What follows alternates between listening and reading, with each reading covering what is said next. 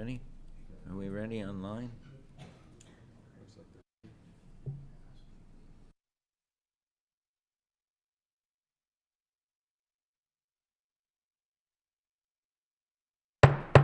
I'd like to call this meeting to order at 6:30 PM and call on Councillor Longo to read the land acknowledgement. Thank you, Mr. Mayor. The city of Thorold is situated on treaty lands. This land is steeped in the rich history of the First Nations, such as the Adirondack, the Haudenosaunee, and the Anishinaabe, including the Mississaugas of the Credit First Nation.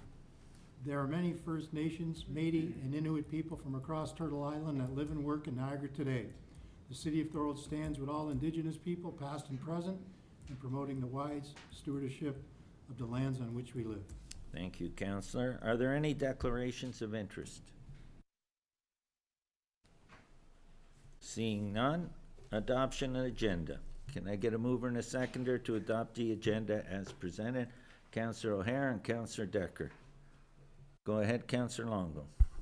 Just a question on the agenda, Mr. Mayor. I know we have 3 presenters tonight. Will we be dealing with the motions that are attached to these after each presenter? Yes, we will. Would it be okay with council if we moved item 2 and 3 first, so that those people, because I think item 1's gonna take a little longer. Is everybody okay with that? Let me just check here. Yes, okay, to move item 2 and 3. And that's no disrespect, it's No, just no, because you I wanna think move- we could move along a little quicker that way, if the rest of council's okay with that. Yeah. Is everyone good with that? Okay, so Adam, So it'll go, wait, I'll get the clerk to make sure everybody understands. through you, Mr. Mayor, so it'll go, the motion from Councillor DeVitis will remain number 1.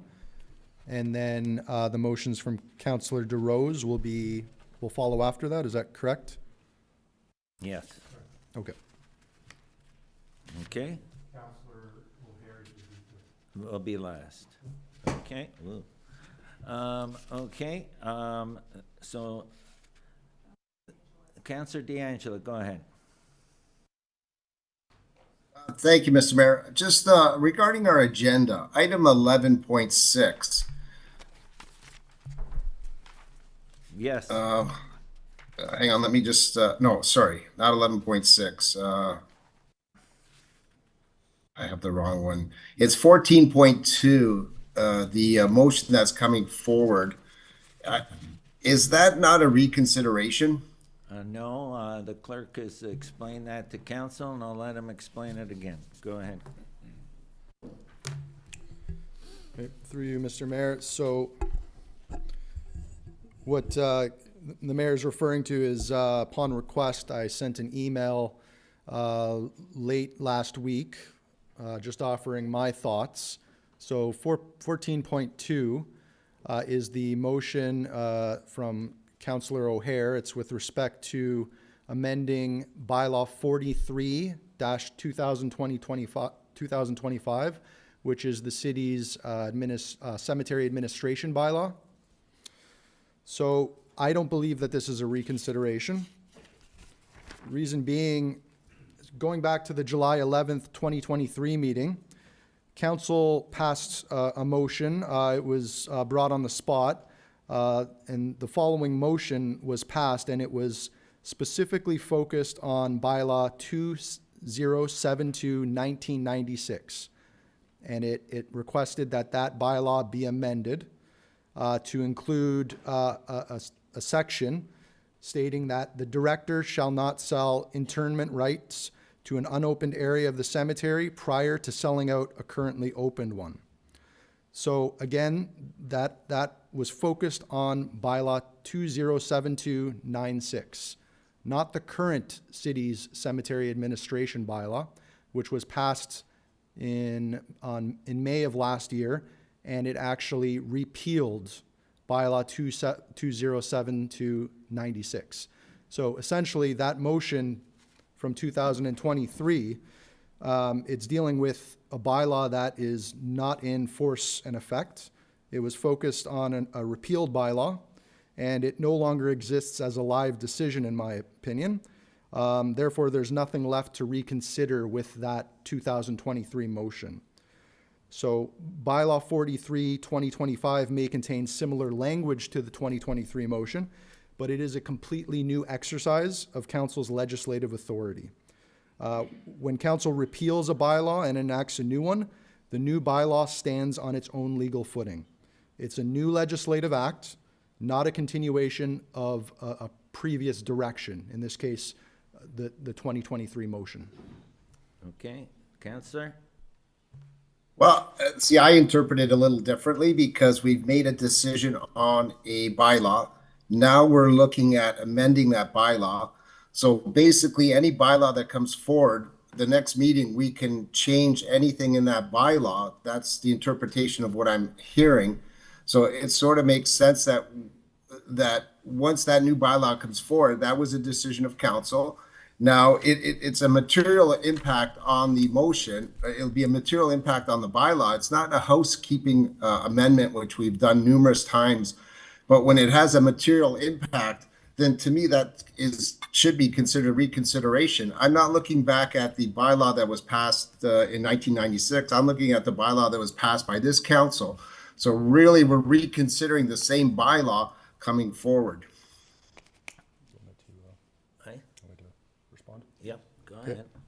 All right, through you, Mr. Mayor, to respond to Councillor D'Angela's comments. So council has authority to amend existing bylaws and does so regularly, as do all councils. It's the nature of the job. In fact, we're dealing with an amendment of a bylaw today on the same bylaw, the cemetery administration bylaw, with respect to the presence of pets and animals. So that bylaw had language when it was passed in last year, and council passed a motion directing staff to bring back another bill or bylaw to amend the cemetery administration bylaw. So that's being done today. So I don't see that as a restriction on council's authority. I maintain that in my opinion, it's not a reconsideration. Thank you. Counselor? Again, in my opinion, it is a reconsideration because you're going over the same item that you've discussed. So I don't think that's right. I see some other hands up, so I'm going to let them speak before I make a few more comments. Thank you, Mr. Mayor. Who else wants to speak to that? Counselor Hanley, did you have your hand up? Yes, I'm kind of in the same context. If I could just ask through you, Mr. Mayor. So deleting, striking out, or changing a specific section, like section 2.49, that does not repeal the bylaw as a whole? Go ahead. Through you, Mr. Mayor, no, that would just be an amendment of a particular section, just as council has done with the section on the presence of pets and animals. So it is an amendment to the bylaw, right?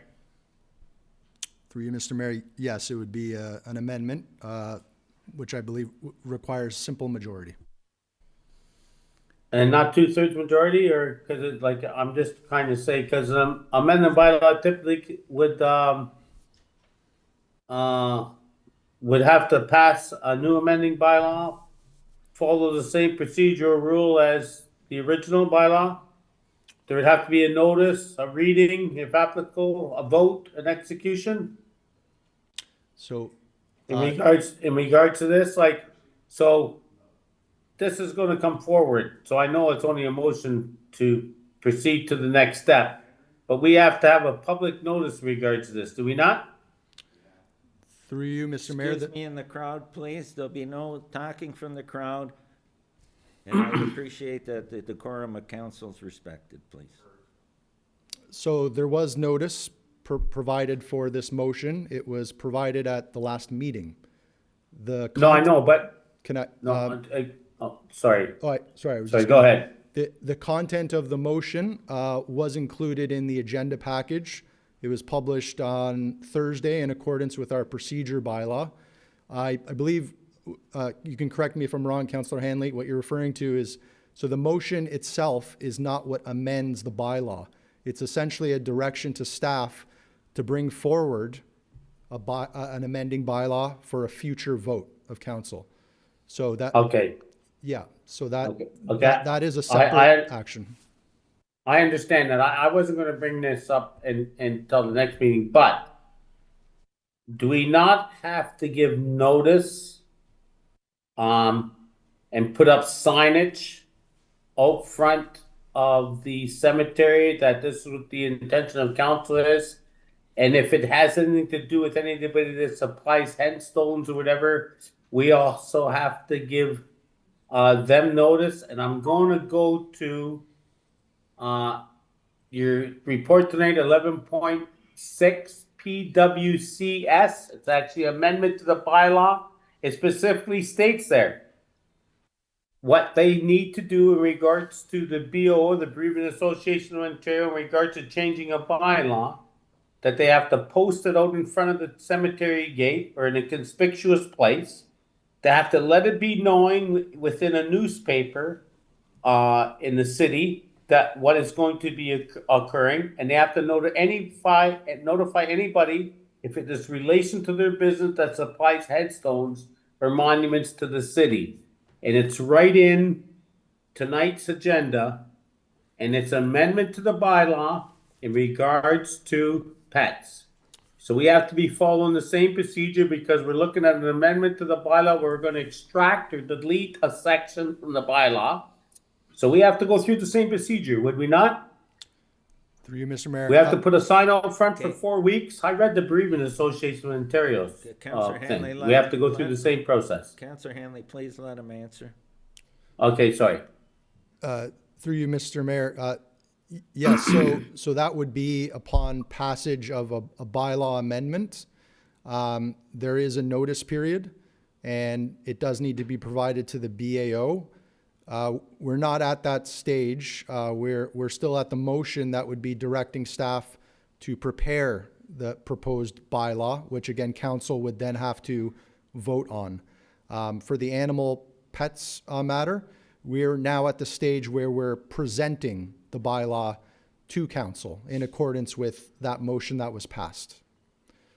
Okay, I appreciate it. And then the Bereavement Association of Ontario gets 45 days to respond in regards to the motion, whatever that we're willing to pass. So, but the thing is that if this does go forward tonight, if I could through you, when it comes to the next council meeting, the public again will have an opportunity to come forward and address it before it actually gets passed into or amended and be a part of the new bylaw, right? Through you, Mr. Mayor, yes, you can still speak on future agenda items. And this would be a future agenda item. Tonight's just a motion for staff to come back with a report. Yes, if the direction is to bring forward the amending bylaw or bill, that is a separate legislative action. That would be a separate matter on a future agenda. Okay, thank you. Thank you very much. Much appreciated. Anyone else? No further questions, Mr. Mayor. Okay. Go ahead, Councillor D'Angelo. Can't hear you, Councillor. Sorry about that. I couldn't tell if anyone else wanted to speak on this, but further to the comments of Councillor Hanley, I believe this is a reconsideration and it should be noted on our agenda as a reconsideration. Mr. Mayor, what's my option here? If I disagree with the ruling through you, can I challenge the chair? Yes, you can. You need a seconder, you can challenge the chair, and then we'll take a vote. And it's a simple majority is all that's required. Okay, I'd like to put that motion on the floor. Okay. So, through you, Mr. Mayor, so to be clear, the way we'll structure the motion, I understand it's a challenge, but in accordance with past practice as well, the motion will actually be to uphold the chair's ruling. So it needs to be moved and seconded. But again, so if you're voting no, it would be that you're opposed to Mayor Ugolini's ruling that it is not a reconsideration. If you're voting yes, you are upholding or supporting his ruling that this is not a reconsideration. I just want to be clear, and if you have any questions, please let me know, and I can help clarify. Okay, so that's the ruling. That's what we're doing. Do we have a seconder for that? Councillor DeRose, okay? So, Oh, Mr. Mayor, I'd also like to call for recorded vote. absolutely. Okay. And I'll wait for the clerk.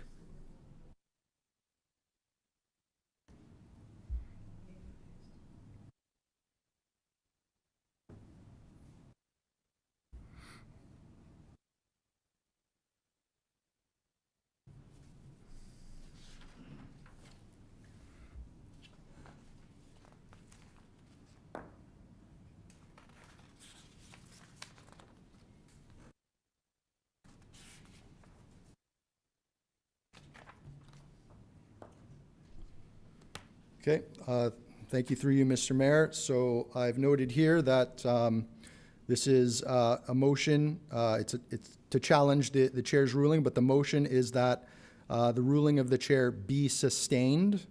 So again, yes would be you agree with Mayor Ugolini's ruling that this is not a reconsideration.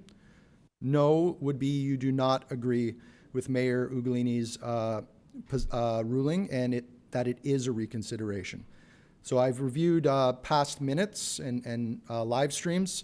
What we've done in the past, it's a bit of a hybrid with recorded votes, and we can return to that process. It would start with the mover, then the seconder, then the remaining members in alphabetical order, with the head of council is able to break a tie or create a tie, but he would vote last.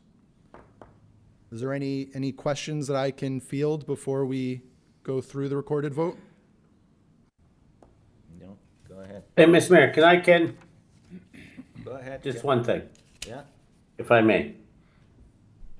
So if I can just ask in regard to amendment, an amendment and how we're getting to this vote. Is an amendment not a change to a motion or resolution currently under consideration by council? Like we're voting on it, and then usually amendments are made, like I said before a resolution is finalized and voted on, and that once a resolution is adopted, it's no longer subject to amendment as per Councillor DeRosa's motion on July 11th, 2023. So through you, Mr. Mayor, my same information stands in that the 2023 motion, it's with respect to a repealed bylaw, and the new bylaw is a new legislative action that there's nothing to reconsider when a motion has essentially been repealed with the bylaw that it concerns. That bylaw is no longer in force and effect. okay. So. Okay, can I, and Mr. Mayor, just to follow up to that, if I could, please. So then when does the reconsideration vote come into effect? How does the reconsideration come to the floor? Is it because an amendment's coming at the same time of council, or there's a review of a resolution that's made before council, or there's been a review of a motion that's been before council before? Because we've had reconsideration votes in the past. So what determines a reconsideration vote? That's what's most confusing here to me. Because I've had it come before. Example, I put a motion forward and that stuff in regards to the Canada Games at one time, and then Councillor Sentence voted for it, and he come back to council and he said he wanted to change the resolution, and he put a notice of motion forward to a reconsideration, and it's basically the same thing happening here. So that's when I just want clarification before the vote goes to the floor. Through you, Mr. Mayor, it may be helpful if I provide a hypothetical example of a reconsideration. Let's assume at one meeting, council passed a resolution, voted in favor of a motion to award a contract under an RFP to Company A. They passed a motion directing staff to award the contract to Company A and to sign the agreement. If at the next meeting, council were to say, I'd like to bring forward a motion awarding the contract to company B, that, in my opinion, would be a reconsideration. It's seeking to undo a live motion that has not been supplanted by any intervening legislative act. And it's happening Go ahead, sir. immediately after the original And meeting. that's my exact point. Council DeRose brought a motion forward in July 11th, 2023. And at that time, it should have been acted upon because it was actually not a new motion. It was an amending a bylaw that was already in force. So, So Councillor Hanley, I'm not gonna argue the point. you've Let's take a you've heard vote. But the clerk's explanation, and I'm agreeing with the clerk, so if you don't agree with the Yeah. ruling of the chair, then you can vote against it. That's your free will. Okay, well, so- actually, no. But he actually answered my question there with that comment. Thank you very much. Okay, and so now we'll take the vote. Okay, so through you, Mr. Mayor, so like I said, we'll go with the mover, then the seconder, and then we'll go by alphabetical order, following that with the chair, the mayor last. And the motion is to sustain or uphold the chair's ruling. Councillor D'Angela?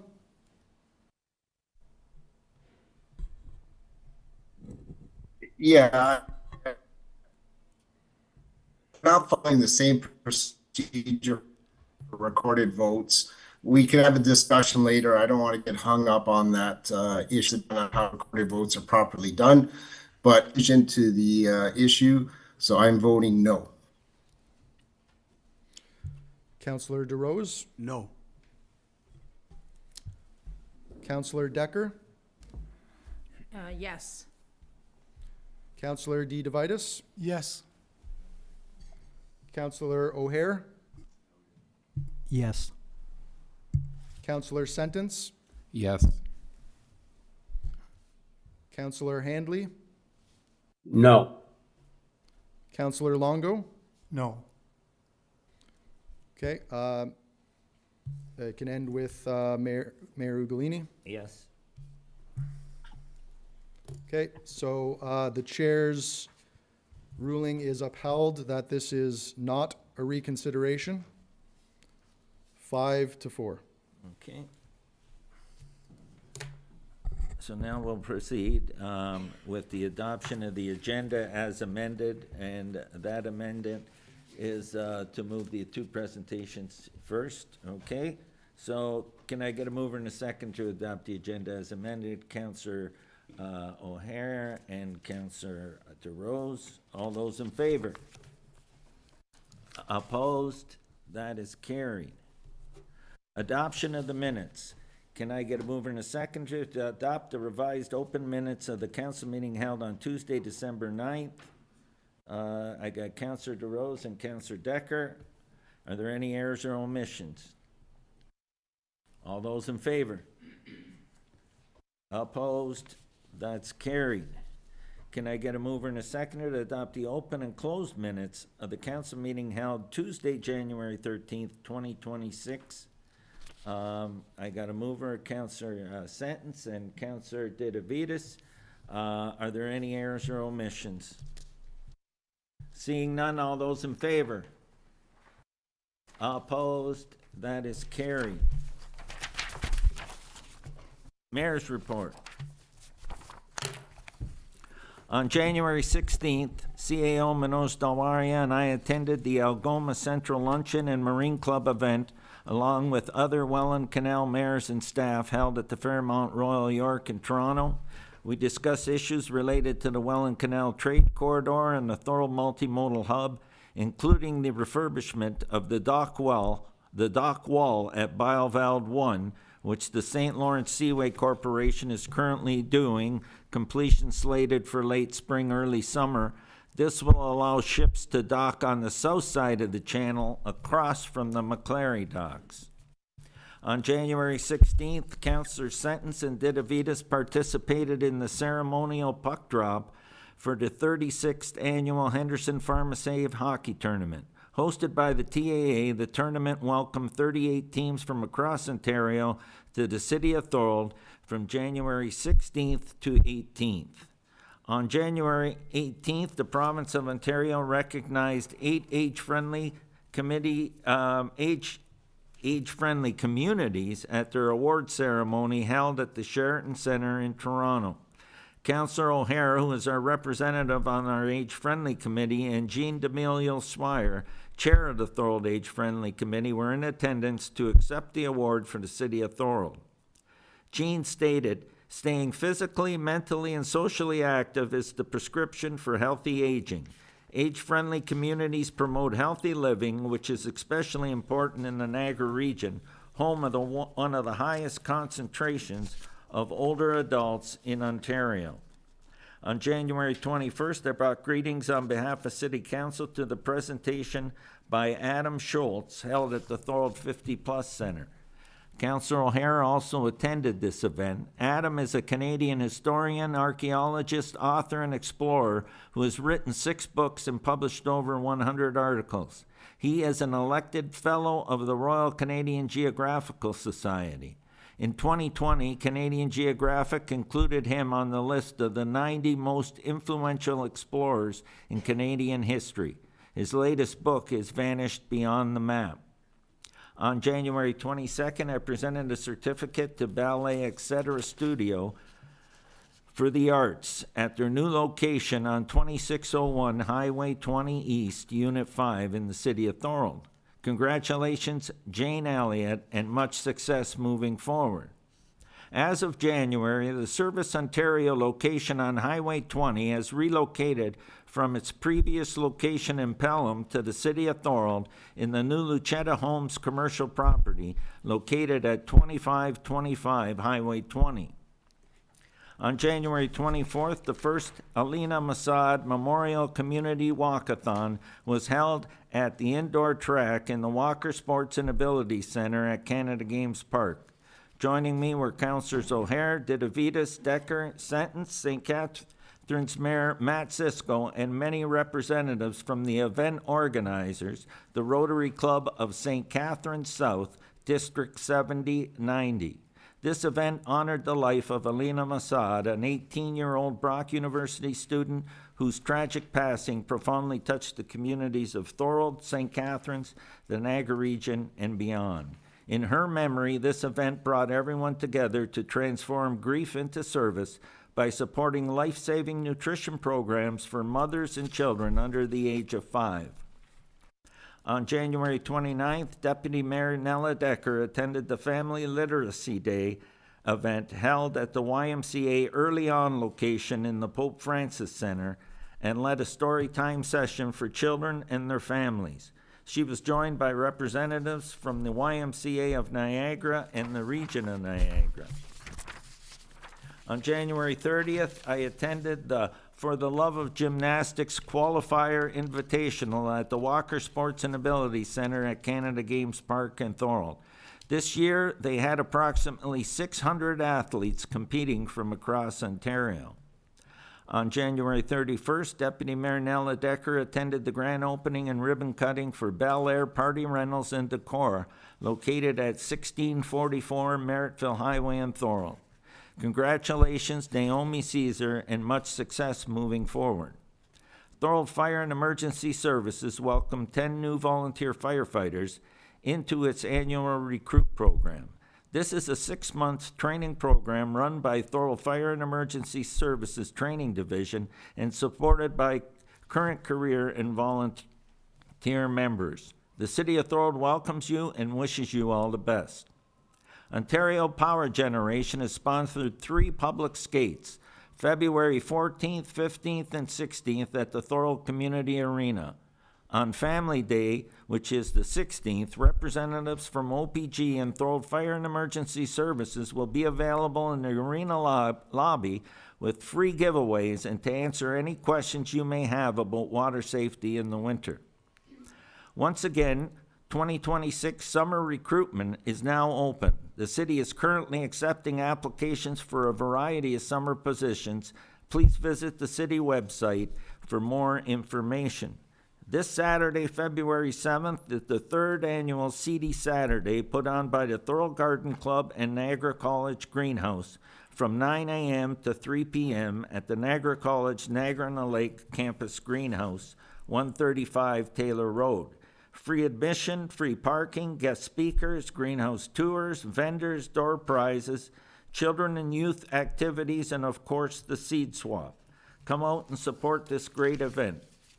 In closing, I would like to take a moment to express our sincere appreciation to all Public Works Division staff, bylaw enforcement staff, and communication staff who have worked tirelessly this past month to ensure our streets were cleaned and safe. Your dedication and teamwork truly made a challenging situation much more manageable. Thank you for your hard work and commitment in keeping our community safe. These efforts are truly appreciated and do not go unnoticed. The City of Thorold is the gold standard for all of Niagara. And that's the end of my mayor's remarks. Up next, we have presentations. Coldest night of the year, Start Me Up Niagara, and I'll call on Kellyanne Salerno, Executive Director, and Emily Feigath, Donor Engagement Coordinator and Event Director, Coldest Night of the Year, Start Me Up Niagara, for their presentation. And welcome to Thorold City Council, and you have 10 minutes for your presentation, and thank you for coming. Thank you so much. So good evening, Mayor and Council, and thank you for allowing us to delegate this evening. I am here with my colleague Emily to provide awareness on the programs and services of Start Me Up Niagara and to speak about the coldest night of the year. My name is Kellyanne Salerno, and I am the new Executive Director, day 113 actually today. And this is actually a very full circle moment for me, as I have spent the last 35 years of my career working for municipal government, 30 years at the Region Appeal, and most recently as the Associate Director of Housing and Homelessness Operations for the region of Waterloo. So being on the nonprofit side for me is a shift, but an extremely important one that I take very seriously. Slide, please.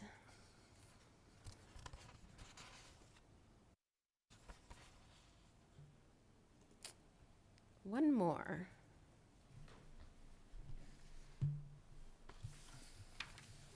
Thank you. So who we are. We are a local grassroots agency that has just celebrated our 25th year supporting communities. We support some of the most vulnerable and forgotten people in community, many with complexities and comorbidities, and the highest of acuities. Human beings that do not have adequate access to many of the social determinants of health that we know are vital and necessary for the overall health and well-being of people. Slide, please. Our primary programs are at the heart of what we do, and we support individuals with not only basic needs, but referrals and wraparound supports connecting people to much-needed community supports. Our Resource Center and Drop-In program is where it all started, welcoming people off the streets to get warm and cool, something to eat, a connection to healthcare, warm clothes, and referrals for the supports that they really need. Overall, a place to be seen, valued, and restore some dignity. Our Work Action Center provides full employment supports to all of community, which helps people in not only finding employment, but to retain their employment. We offer individual support for self-employment programs and a wide range of system navigation. Bike Me Up is a program that is really vital in our community. Transportation is really difficult for a population that is already struggling with affordability. So providing low-cost bikes can make a huge impact to someone without transportation options. Niagara's Mobile Closet and their mini closets give people their dignity back. They travel throughout Niagara region in pop-up events, providing new and gently used clothing to all people in community that struggle to purchase the basic clothing needs for their families. Slide, please. We don't and could not do what we do without relying on collaboration and partnerships. With the complexities of homelessness, mental health and addictions, poverty, and affordability. We rely on strong, aligned partnerships such as these to fill the ever-changing and diverse gaps that so many people face today. System navigation is the one thing we hear mostly when people speak of their struggles. So working in tandem with other agencies so people only need to tell their story once is a valuable part of the work that we do. Slide, please. In Niagara region, over 36,000 households, which is nearly about 87,000 people, are food insecure. Nearly 21% of households across Niagara are affected. In St. Catharines and Thorold alone, food bank usage has surged 148% since 2022, and now thousands rely on food bank support. More than 6,000 individuals in St. Catharines alone rely on food support annually. This unfortunately includes seniors, working families, and children. Slide, please. Start Me Up Niagara has a really strong board of 11 committed community members who have set a very clear path with a new strategic plan leading into 2028. The plan focuses on 3 foundational pillars: alignment, resilience, and really important, impact. The small but mighty staff team of 21 is working to ensure that the alignment between supports we have traditionally offered and what community actually needs now. This work is being done as we speak with focus groups, partner input surveys, and the voices of lived experience and expertise. Our clients will be at the center of everything that we offer. To be a resilient nonprofit depends a lot on funding. How do we become less dependent on grants and the cycle of financial uncertainty? Start Me Up Niagara wants to expand our impact in a really meaningful way to other demographics who are also struggling, like seniors. Social isolation and the feeling of loneliness increase in this demographic. So how do we tailor and evolve our programs to just the right fit for everyone? Slide, please. SMUN has been extremely successful in all that it does, but unfortunately, daytime drop-in space is not considered by some as the valued work when we're talking about funding. Heads and Beds is what receives the funding and attention, and as it should. But daytime and drop-in programs that carry this load, we fill the gap after people leave shelter or are kicked out of places, or when they try to find warmth or are told that they're unwanted here. They come to agencies like Start Me Up Niagara. Slide, please. So here is just one event of many that is being held in our parking lot at 203 Church Street. It's Niagara's Mobile Closet pop-up event. Rain or shine, snow and frigid temperatures, people require the basic needs every single day. Dry clothes, new shoes, and a warm beverage is sometimes the difference for people living on the streets between a horrible day and just a bad one. The staff at Start Me Up, we just do. They lead without title, they deliver supports with intention, and they ensure that every interaction is compassionate and thoughtful for everybody that they come across. Slide, please. Start Me Up Niagara is not alone. So many agencies do great work and are facing these challenges. Cities and municipalities have impossible choices to make with how to allocate funds. I have seen it over my many years, and it has been seen to be increasingly impossible at times. Our goal today is just to build awareness of what we do, why we do it, and most importantly, how we do it. Slide, please. We are supporting some of the most vulnerable across Niagara region, and we do it with a trauma-informed approach and with compassion. We give people the dignity that everyone deserves, and we do it with hope. I personally have always believed that agencies like Start Me Up have a voice and a seat at the table that the humans that we support are often not invited to. And that's a big responsibility and really an honor that we have. And if I leave you with one thing, I also believe that side by side, we don't just change lives, we give them back. That's the work that Start Me Up Niagara does. So thank you so much for having us. And I'll now invite my colleague Emily to tell you about our amazing fundraiser, Coldest Night of the Year.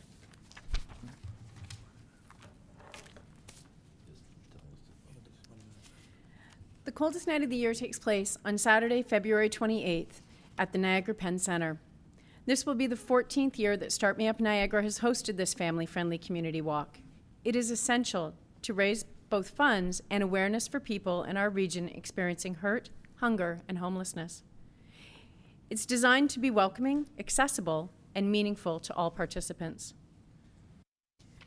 Our goal this year is to raise $175,000 to support our community. We will do that with 450 walkers, 80 teams, and new for 2026, our public and Catholic schools are now able to participate, with both school boards officially sanctioning the event.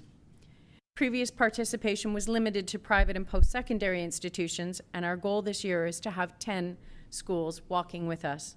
This expansion builds awareness, empathy, community engagement from a young age.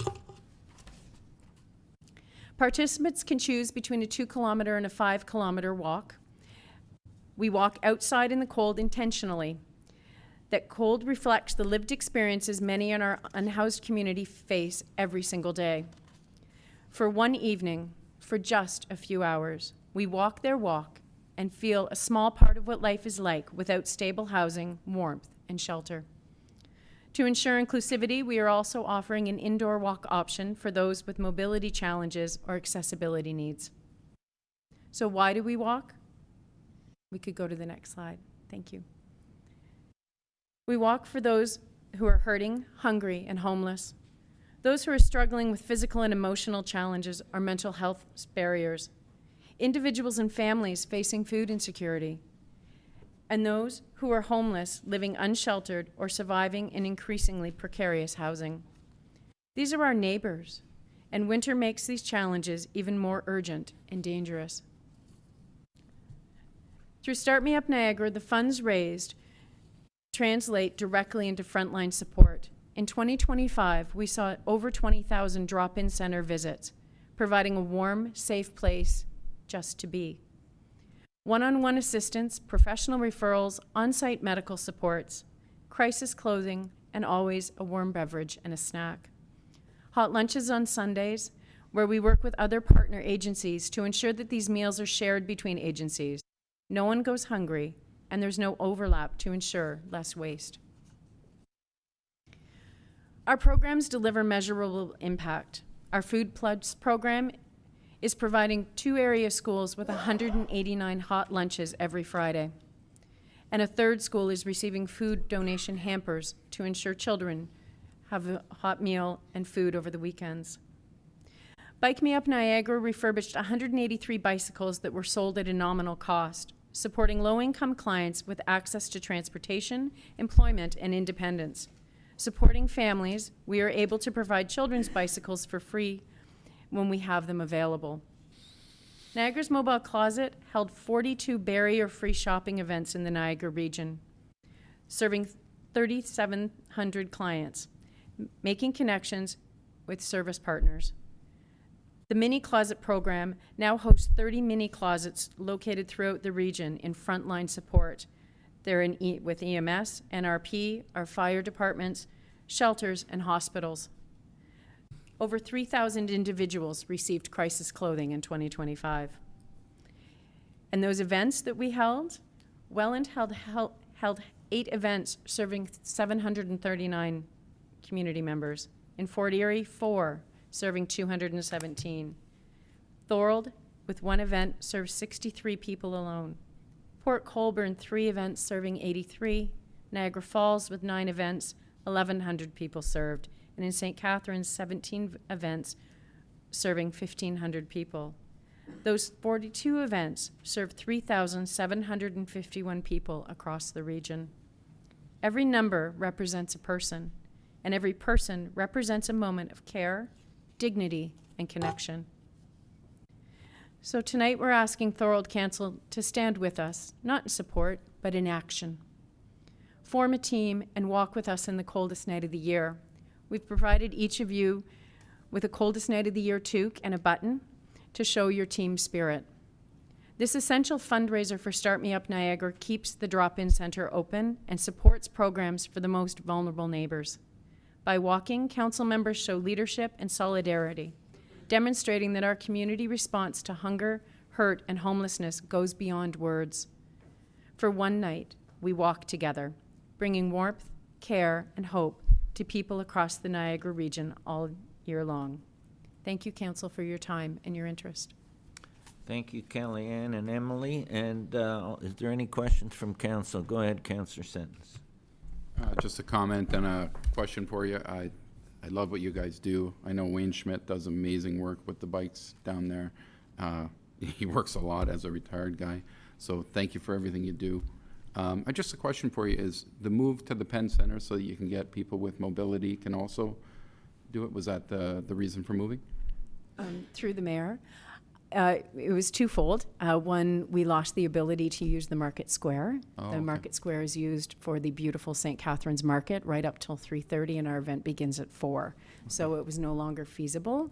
So the Penn Center had always been our backup location in case of inclement weather. So it offered, Oh, great. it offered us a beautiful opportunity to offer a more inclusive walk.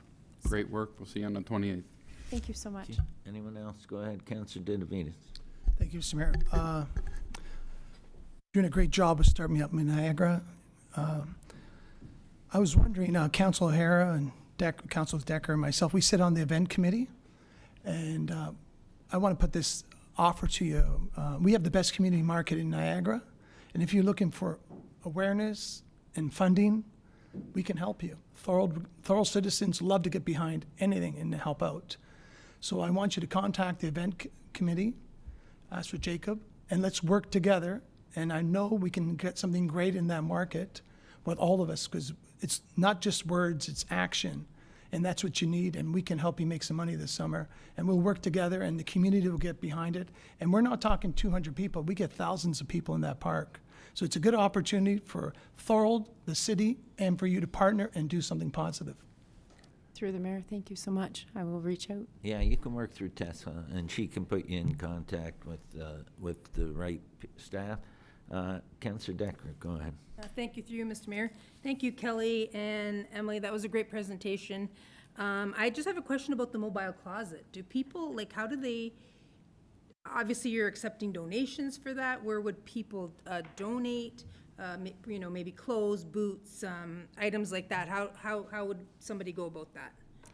Through the mayor, we have our location at 203 Church, and on Tuesday and Friday they are open from 10 till 12, on Sundays from 12 till 2 for donations. Shout out for always looking right now, outerwear, boots, and so on. To the gentlemen who never purge your closets, please do. We are desperately looking for men's hoodies, jeans, track pants, but those donations can be made there. Okay, that's great to know, and maybe we can put that on our website, or the days that they're looking to collect items. And like my counselor fellow here, Mike Dedavides, said that, yes, we have a great Wednesday market, and we can collect, maybe items for you, or we can, get some donations at, the door or something like that. And I will also see you on the 28th. Thank you. Councillor DeAngelo. Thank you, Mr. Mayor. Kelly, Ann, and Emily, thanks for the presentation. You guys do a great job. I had some questions, but they've been answered regarding the pop-up closet in terms of donations. As you mentioned, that there's an opportunity to donate some items. And it is just a follow-up to that. Is there targeted items that you specifically want? Like, is there a list of items? Because again, I'm one of those men who sometimes doesn't purge my closet, but here's an opportunity if there's targeted items. Through the mayor, our Niagara Mobile Closet keeps our Facebook page updated with needs and asks, especially when there's a specific need. They may be going to an event and need extra, so they will always keep that updated. Okay, so that's the best resource is the Facebook page? Yes. Okay, excellent. Thank you. Appreciate that. The only other comment I had was, Mr. Mayor, maybe if you could just mention that we do have warming centers, and I know it's extremely cold out there, and I don't have the exact locations in front of me here, but maybe if you could just let the public know that we do that from a city perspective as part of the tie-in to this. Yes, we do. Thank and, you. And it's on our website, on our Facebook page, but the two locations are, during business hours, are the Thorold Public Library and the Thorold Community Arena. Go ahead, Councillor DeRose. Yeah, through Mr. Mayor.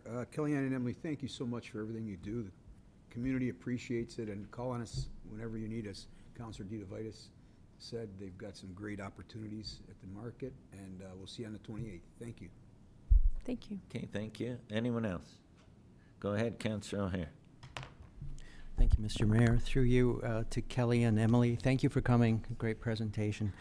You know, you do such amazing work, and it's really troubling that this is a topic that we have to address all the time. But you know, bravo to you and your organization for being out there and supporting those in need. It's really special. Thank you. Thank you. Okay, anyone else? Okay, seeing none, Kellyanne and Emily, thank you so much for your presentation, and thank you for coming to council this evening. Okay. So, as per the amended agenda, we're going to go to item 10.2, agenda item 14.3, and I'll call on Tyler Robillard, member of the public, for his presentation, and then we'll put the motion on the floor right after that. That's a motion from Councillor DeRose. My time to shine. First, before we get started, I want to ask everybody how their holidays were. I was supposed to be here last month, but I didn't get the opportunity to. Did we make any resolutions? I want to let you guys know resolutions are cheap. Resilience is priceless. Now, before I get started, I want to ask the clerk something very, very specific. Nobody reached out to you saying that we need to have council today, right? Nobody said that February 3rd is the day we need to have council, correct?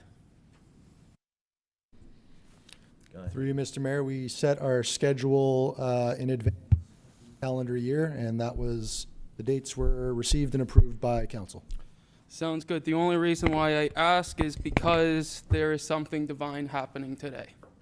And I want to let you know that this is something that does not come from me. It comes from someplace else entirely. Before I get started, my name is Tyler Robillard. When I'm not standing in rooms like this, I am in the process of launching a podcast called The Watchman's Call. We tackle the tough issues, like why Palpatine was actually the hero, and pineapple does not belong on pizza. In fact, it requires the revocation of rights entirely.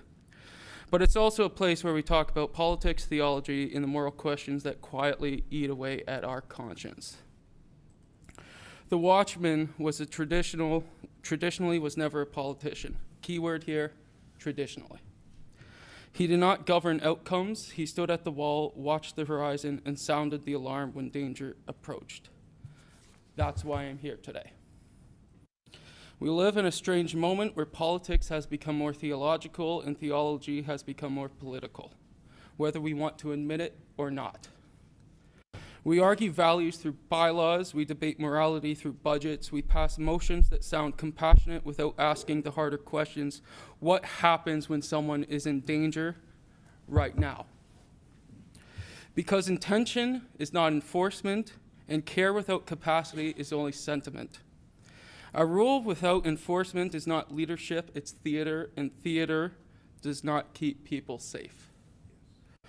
What we choose to enforce, what we choose to ignore, who we choose to protect are not administrative decisions, they are mirrors. Translated properly, my name means the protector whose courage shines. For a long time, I didn't understand that name, not because it was wrong, but because I did not understand pain. Pain, when faced honestly, becomes a teacher. It slows you down, it forces you to listen, and reminds you that it is a teacher a refiner, not a definer. I thought courage was force. I thought protection was endurance. I thought if you could survive long enough, you were doing enough. But surviving is not the same as guarding, and strength without wisdom does not protect what matters. Pain taught me that. There was a time when I admitted publicly in these halls that I wanted to disappear permanently. Because I thought pain defined me, it brought me to the edge. And what changed me was not my pain alone, but the pain of others. Over the last little while, I have sat with survivors through advocacy, through conversation, through warriors with hearts on their sleeves. Women, mothers, survivors of sexual assault, spousal rape, and domestic violence. Not fragile, not broken, but brave. Standing beside them forced a confronting question into my chest as a man. What does protection actually look like? In the biblical tradition where I come from, protection was never meant as dominance, it was covering. To stand watch, to notice danger early, to place yourself between harm and what you love. That understanding is why this motion before you today matters. The first part addresses intimate partner violence.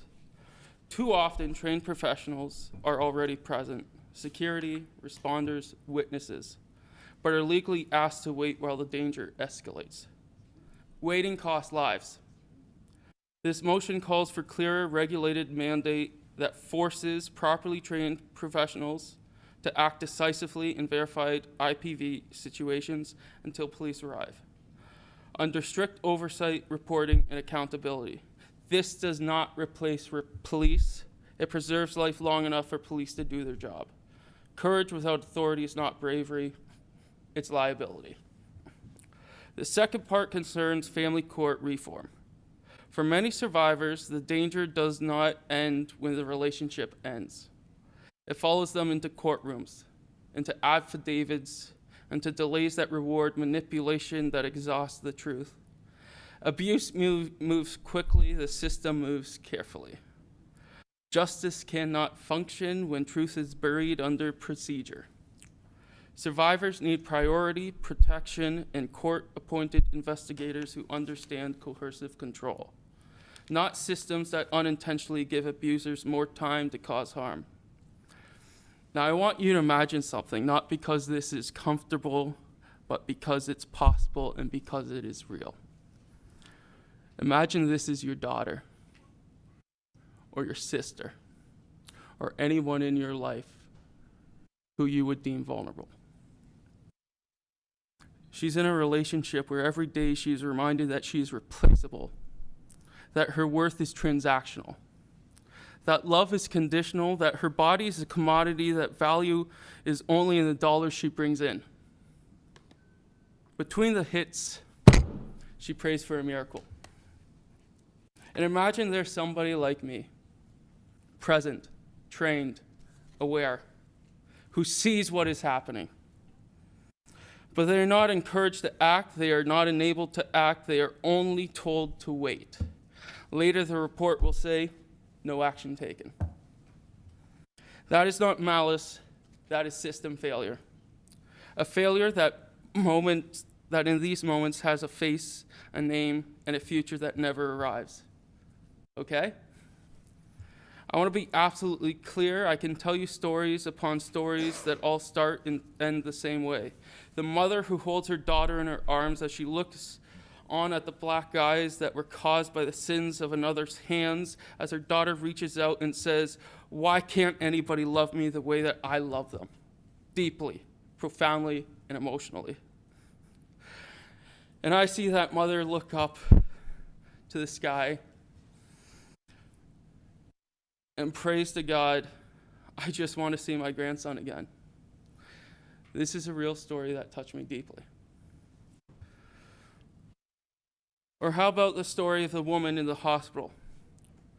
Fractured ribs, ruptured spleen, black eye, busted lips. Stories all too familiar from a coward of a boy who decided that her body was worth more than his ego. While this person lives today, her story has not moved on, stuck in drug dependency, stuck in mental scarring, stuck in the realization that maybe she'll never be free. Or how about the mother downtown St. Catharines, one that I saw time to time, stopped by, hey, how's your day going? Too emotional to bring out properly, but it all goes the same. Once young, fell in love, had a family, till he decided she was not enough and started to take it out on her. So she got out, forced to live on the streets. Still fight her, though, to get her kids back. But today, she lies in a shallow grave. Through knowing them, I found courage I did not know I possessed, and it clarified my purpose. They reminded me that love is patient, that love is kind, that love, when it is real, is worth standing up for, worth fighting for in the dark times, in the periods of distance, that choice made daily, that there's no other that warms your soul than them. So let me say this clearly to all of you out there. I see you, I hear you, and you matter. I swear, I fight long and hard in areas you won't see to be the peace you can run to when disaster inevitably happens.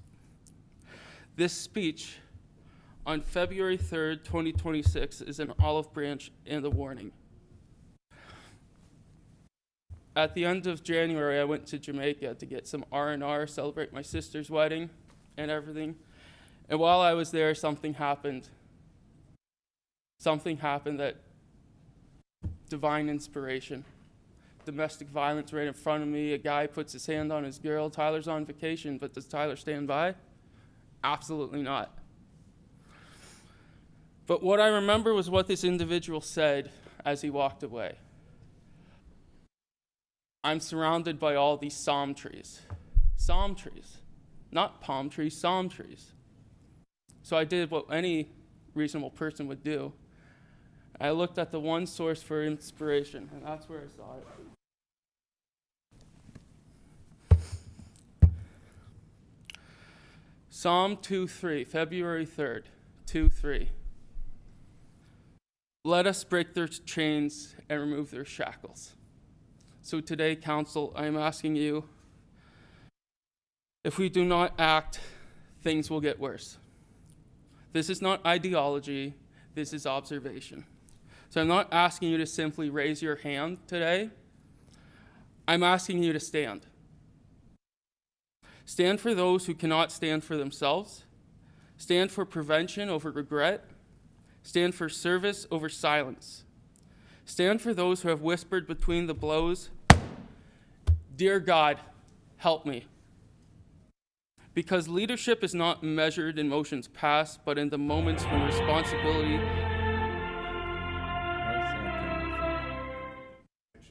Divine intervention. Can you wrap up? You've got 30 seconds. Yeah. Let it be said that when the call came to guard the vulnerable, this council did not hesitate. This council reminded the community that the survivors and the ones who can hopefully be prevented from horrors none outright go through. This council sees them. This council hears them. This council values and respects them. Stand with me so I can stand for them forever and always. Thank you, Tyler. Are there any questions for Tyler from council? Go ahead, questions only. Yep. Just one question. Why did you get, how did you get involved? 15 years of working the streets of major downtown cities in southern Ontario have all come down to this moment. Like I said, I've watched, I've waited, I've made my notes. I have a list of things that we're going to do this year, and with this council's permission, we're going to change this community. But this all comes down from something divine.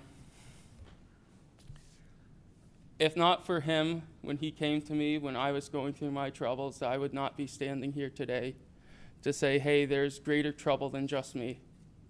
There are people out there who severely do not know what their next move is. So I'm asking you to put me in a position where I can help and act on your behalf. Any further questions from council? Okay, seeing none, thank you so much, Tyler, for coming to council this evening. Now I'll call on Councillor DeRose for his motion respecting intimate partner. Okay, can we please keep it down, Elton? Motion respecting intimate partner violence and expanded recognition of licensed private investigators and security professionals. Do you have a seconder, Councillor? Councillor Dedivides. Okay, go ahead, Councillor DeRose. Through you, Mr. Mayor. Whereas intimate partner violence includes, IPV includes physical violence, coercive control, and psychological and financial abuse, post-separation harassment, and the misuse of legal processes to maintain control. Whereas survivors of abuse experience significant mental health impacts and financial hardship, which are often worsened by prolonged family court proceedings, housing instability, and uncertainty around personal safety. Whereas delays in family court, inconsistent enforcement of protection orders, and limited judicial capacity leave survivors and children exposed during high-risk periods such as custody exchanges and order breaches. Whereas Ontario Private Security and Investigative Services Act has not kept pace with modern public safety and court enforcement needs, resulting in an underutilized private security and investigation sector despite its growing professionalism.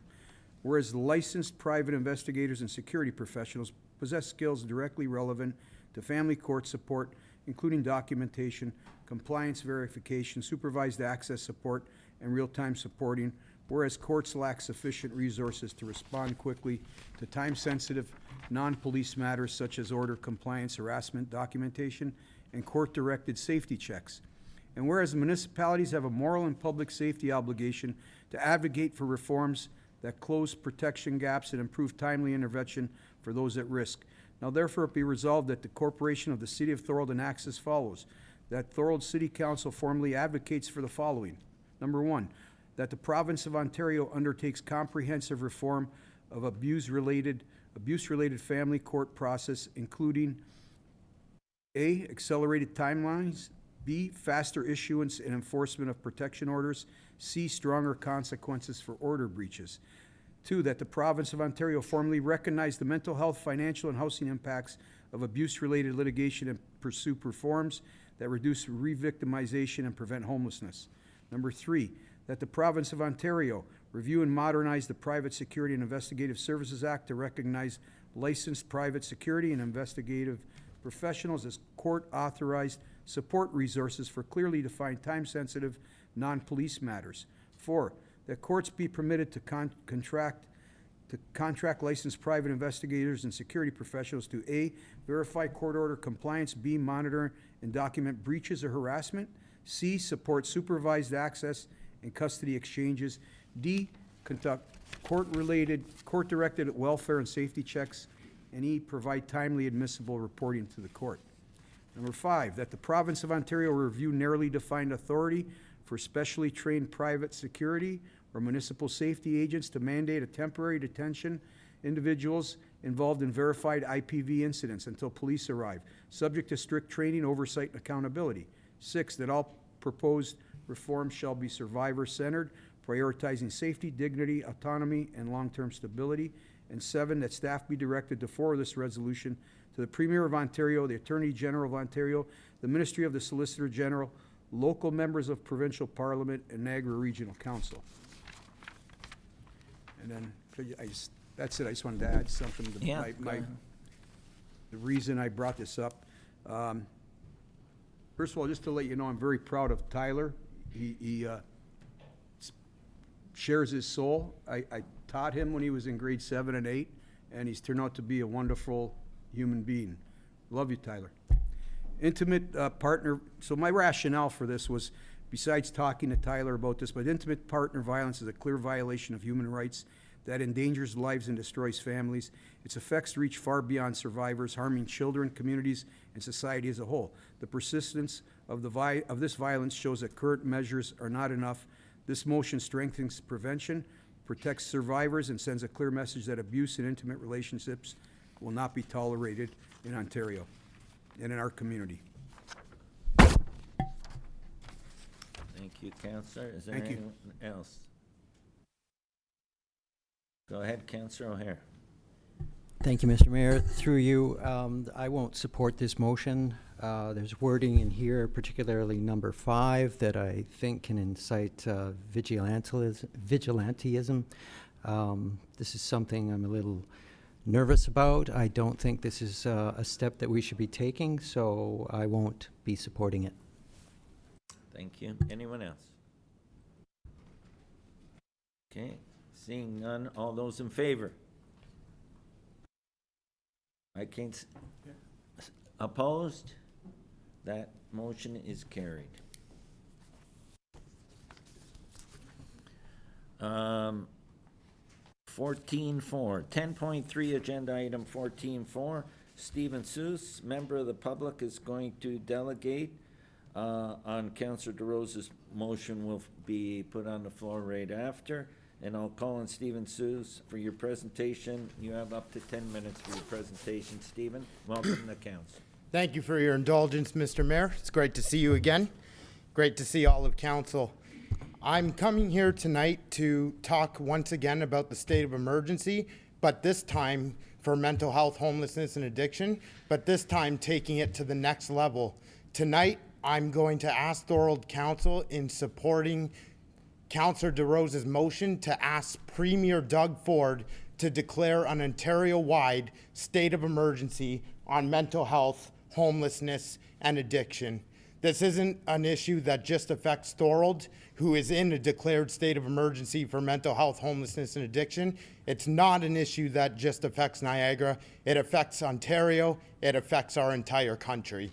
So through this motion, I'm working my way up to the provincial level to ensure that the Premier remains accountable to the mentally ill, the homeless, and the addicted, and recognizing that, yes, this is an emergency.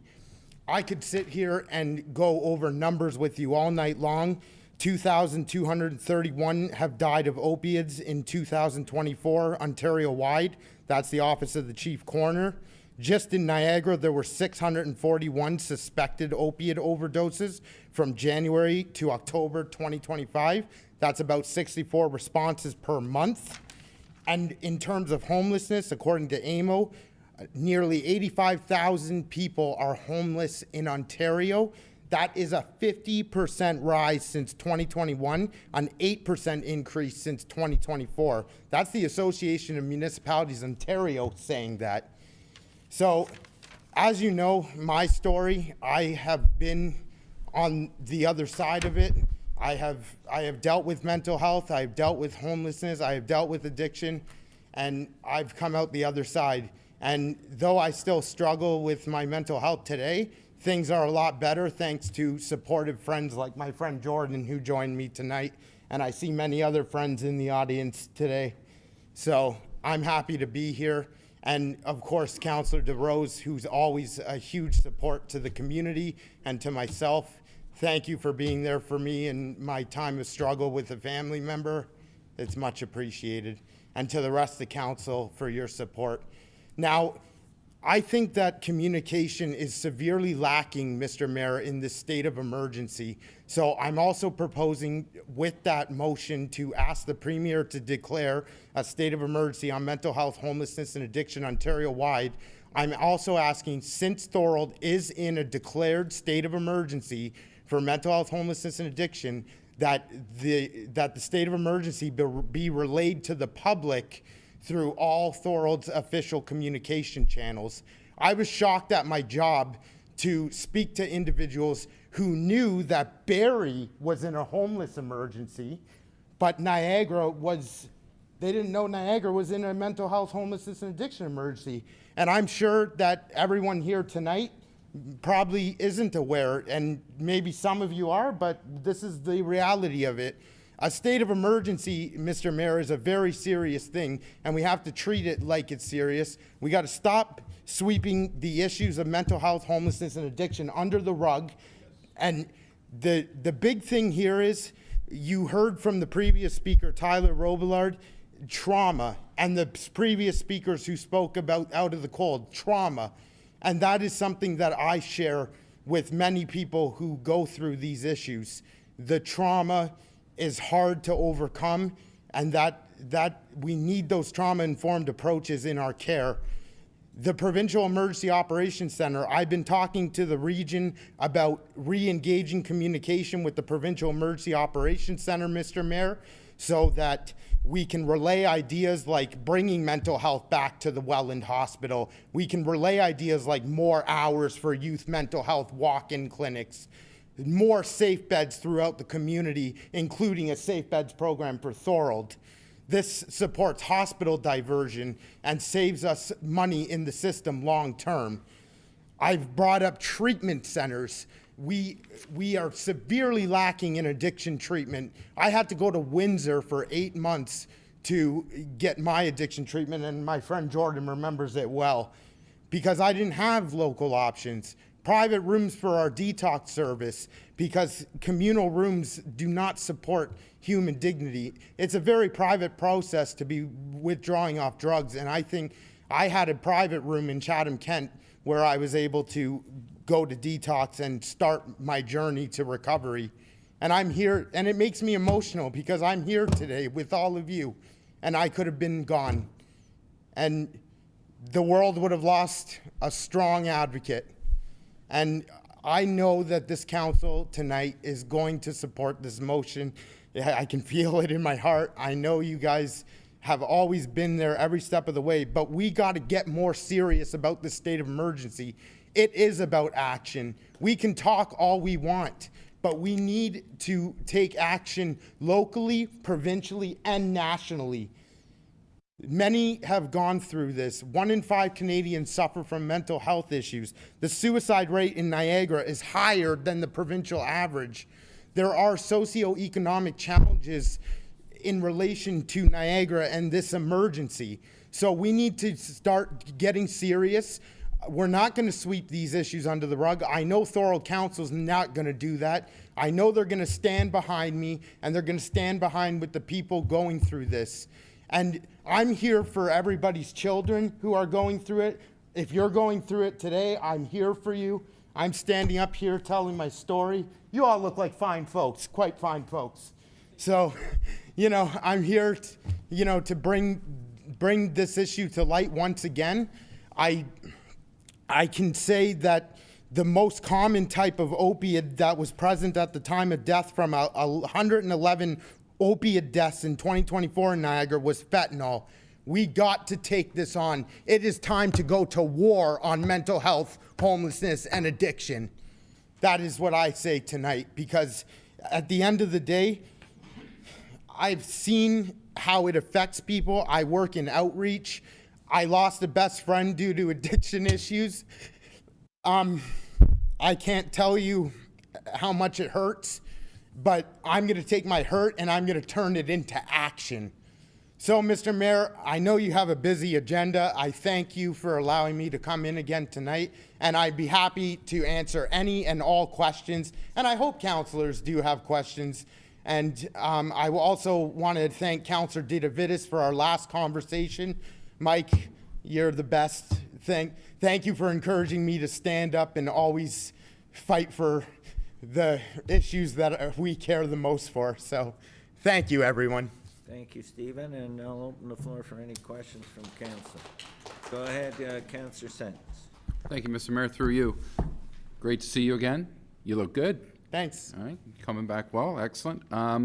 My question for you is, I think we talked a couple weeks ago about how's it going with the other centers, the other cities. Are you getting anywhere? Thorold's always been behind you. We're going to be behind you tonight. How are you doing with the other centers? That's a great question, Councillor Sentence. Thank you. Through the chair, I will say that Welland has just voted on the motion to ask Ontario to ask the Premier to declare an Ontario-wide state of emergency on mental health, homelessness, and addiction. But Councillor Sentence, I'm not shy about touring the entire region. So I'm just getting started. I'm doing a stop in Thorold tonight, but who knows what's next? Maybe I'll go to West Lincoln. Maybe I'll go to Lincoln. You never know where Steve Seuss is going to pop up. Good luck, Steve. Thanks. Go ahead, Councillor D'Angelo. Thank you, Mr. Mayor. Again, Stephen, I want to thank you for coming tonight. Your tireless efforts and enthusiasm and your positive attitude are making a difference. So I want to say keep up the good fight. I think you're doing a great job advocating and making sure that the state of emergency is on the forefront of people's minds as opposed to the back end. So my question is, was sort of answered. What's the next process here? You're going to other counselors. When do you see the province coming back with, a comment or a response to our call for action? That's a great question, Councillor D'Angela. Through the chair, if I may answer that. 29 Ontario big city mayors are calling on Premier Ford to declare emergency from the community safety and humanitarian crisis being caused by mental health, homelessness, and addiction, adding to Welland's call and hopefully tonight's Thorold's call. But in terms, I just want to relay, in terms of Niagara's councils, I will be going to all Niagara councils with this recommendation. So I want to make that very clear. But there are 29 big cities in Ontario behind this. And for somebody like me who was a lone island in 2019 fighting and yelling for the state of emergency, it's a day of reckoning for me, Councillor. So I'm always going to be here advocating for the Premier to declare, and I know he's going to hear us loud and clear, and we just have to keep pushing. But when we talk about direction, Councillor D'Angela, it is so important that we notify the public that we are in a state of emergency. That is one of the directions that is lacking, in my opinion. It never happened when the declaration happened in anywhere. So we need to rectify that tonight as well, in my opinion. Thank you. Councillor D'Angela, are you done? Yeah, I was just going to comment saying that no, I concur with you, Stephen, and whatever you can do and whatever support we can give you, you can always count on my support. Thank you. Thank you, Councillor. Councillor O'Hare, go ahead. Thank you, Mr. Mayor. Through you to Stephen. Stephen, your passion is admirable. You come to us and speak to us, and it's just infectious. So keep up that wonderful drive. I'm just wondering about, you spoke about pursuing the provincial government with the direct needs and requests, but you also mentioned about the federal government. So do you have some plans already? What if you're not hearing something from Ford? Are you going to move on to the next stage? Because I think your passion should really push you even further. I totally, through the chair, I totally agree, Councillor. I've been in contact with MPs, but we have to start at the province, because with emergency legislation, the province has to declare that they do not have the capacity to handle the emergency before the Fed step in. And I think the fire chief shaking his head yes. I believe he would be the CEMC for your municipality as well, Community Emergency Management Coordinator. So it is very much, Councillor, a provincial issue until such time the province declares that they don't have the capacity to handle it, at which point the federal government could intervene. Great. Well, sounds amazing, and I hope that you reach all the successes you're shooting for at the provincial level, and certainly you have our support. Thank you, Councillor. Anyone else before I call a vote? Go ahead, Councillor Dinsby. Thank you, Mr. Mayor. Stephen, your endurance and commitment is unbelievable. Very proud of you. Are you considering putting a team together so it's not just you, like 4 or 5 people that can help you with this? I love that question, Councillor. And it's always great to speak with you once again. Anybody who wants to get involved and help me push for the state of emergency is more than welcome to. I hear a lot of people tonight from the clapping who agree with my message here, and if any assistance that I could get from the public would be helpful, but that's why we need to improve communication. As I said, Councillor, there's something wrong when my coworkers in Welland tell me that Barrie's under a homeless emergency, but then Niagara, they don't know it's under a mental health, homelessness, and addiction emergency. They don't know that Thorold's under a state of emergency. This needs to change. We have to fix this. So I'm coming here respectfully to ask for that tonight. And I think that will be it will give us huge momentum moving forward as I go to take on the province with this issue. And I'll be in touch with my MPPs. I've already been in touch with MPP Jeff Birch as well. So I'll be talking to the other three if they'll have me. I'm sure Sam will have me, no problem. Thank you. Anyone else? Okay, seeing none, Stephen, thanks so much for coming to council. Thank you. And now I'll call on Councillor DeRose for his motion, a support for the declaration of a provincial state of emergency on homelessness, mental health, and addiction. And do you have a seconder, Councillor? Councillor Ditavitas, okay, go ahead. And through you, Mr. Mayor, could I make a small amendment to the, oh, okay. It's up there now. Oh, Nicholas changed it already? Yeah. Okay, thank you, Nicholas. Number 3 there? Thank you. Okay, okay. Okay, whereas the Niagara region have declared a state of emergency for homelessness, mental health, and opioid addiction. Whereas the Niagara region, whereas the city of Thorold declared a mental health, homelessness, and addiction emergency in the city of Thorold. And whereas Ontario's 29 big city mayors, OBCM, are calling on the province to declare a state of emergency as the municipalities deal with the community safety and humanitarian crisis created by homelessness, mental health, and addiction. Now therefore be it resolved that the corporation of the city of Thorold enacts as followed. 1, that Thorold City Council formally requests that the Premier of Ontario, Doug Ford, declare an Ontario-wide state of emergency on mental health, homelessness, and addiction. Number 2, that staff be directed to forward the resolution to the Premier of Ontario, the Deputy Premier of Ontario, the Ontario Minister of Municipal Affairs and Housing, Ontario Minister of Energy Preparedness and Response, Lieutenant Governor of Ontario, Solicitor General of Ontario, the Provincial Emergency Operations Center, Ontario Minister of Children, Community and Social Services, all Niagara area MPPs, the Leader of the Official Opposition, Merritt Stiles, all Niagara area municipalities, OBCM, Association of Municipalities of Ontario, MPP John Fraser, and MPP Mike Schreiner. And number 3, that staff be directed to provide notice of the passage of this motion on the city's website. Thank you. Is there any discussion? Seeing none, all those in favor? Opposed? That is carried.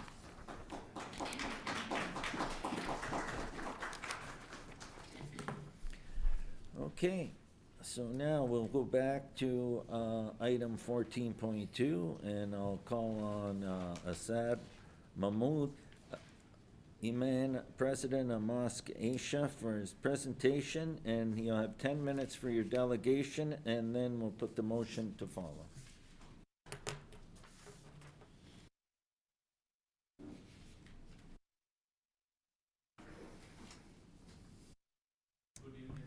Welcome, Assad.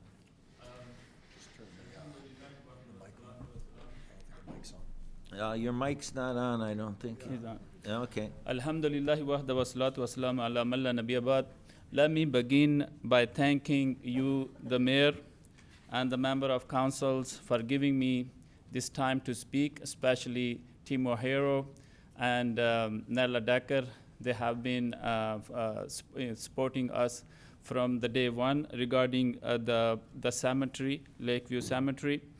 Mr. Mayor, I have been given 10 minutes. I will be brief, but I will use my time because I have been waiting for this moment for almost 3 years. Now, let me be very clear to all the councillors. I am personally not against any single one of you. This is a fight for a local resident to have their basic need met. The taxpayers, they don't have a spot for their loved ones to be buried in the local city. Mr. It's in the public cemetery. Okay, listen. Excuse me. That's the integration of our society. Listen. We live together, we rest Yes, in peace together. if you let me speak, then you can ask questions. The only person speaks is the delegation. Everyone else, please refrain from any discussion out loud, or I'll have to remove you all from the chamber. I hear you. I'd ask that you remove the mini-meeting. You know. Mr. Mayor, Mr. Mayor, in 2012, we have established Muskogee and Niagara Falls, 2019 Muskogee and Thorold, and recently 2025 we did a project in Fort Erie called Masjid Nuh. So I have been serving Niagara region community for over a decade now. On top of everything, I'm married, I have wife, I have 5 children. My oldest one is 8 years old, and she's here listening to me tonight. And my youngest one, he is 6 months old. It's funny, my son and I, we used to sleep in the same room on the same bed until he have these different ideas. And he's been telling me he wants to paint red on the one wall, blue on the other wall, and draw a Spider-Man on the other wall. That's when I told him, this is time for you to move into your own room. Now, does this transition means that he has caused a segregation in my house where I am the one who's paying the bills on that house, I'm the one who owns the house, and I'm the one who's facilitating to be in the room because his ideas, his interests are now different than me now. Now, does this mean that I hate my son? No, I don't hate my son. So this was this word was used at the time when we brought this motion up that we don't want to have a segregation in our cemetery. The thing is, we're not looking for a segregation. We are asking the council to facilitate a community, those who have different value, different faith, and they face towards different direction, they pray in a different way, and their beliefs are very, very different. Now, Excuse me. so this word segregation that was used at that time, I think is misleading and is giving a different shade to the issue that we are actually presenting to the council. Now, I also heard one of the councillor, he was openly saying, welcome, we are not stopping anyone, everybody is welcome to be in our cemetery. Now, this welcome to me, it felt like my way or the highway because we were not given the option to come back and speak. Now, let me give you example. For example, let's assume for a second there is only one worship place in Thorold City, and that is Muskogee. And I invite every single one of you, Christians, Jews, Hindus, Sikh, this Sunday, you are more than welcome to come to our mosque and pray next to me. Have this ever happened in the world? It didn't. The answer is no. Now, does this mean we hate each other just because we don't stand next to each other?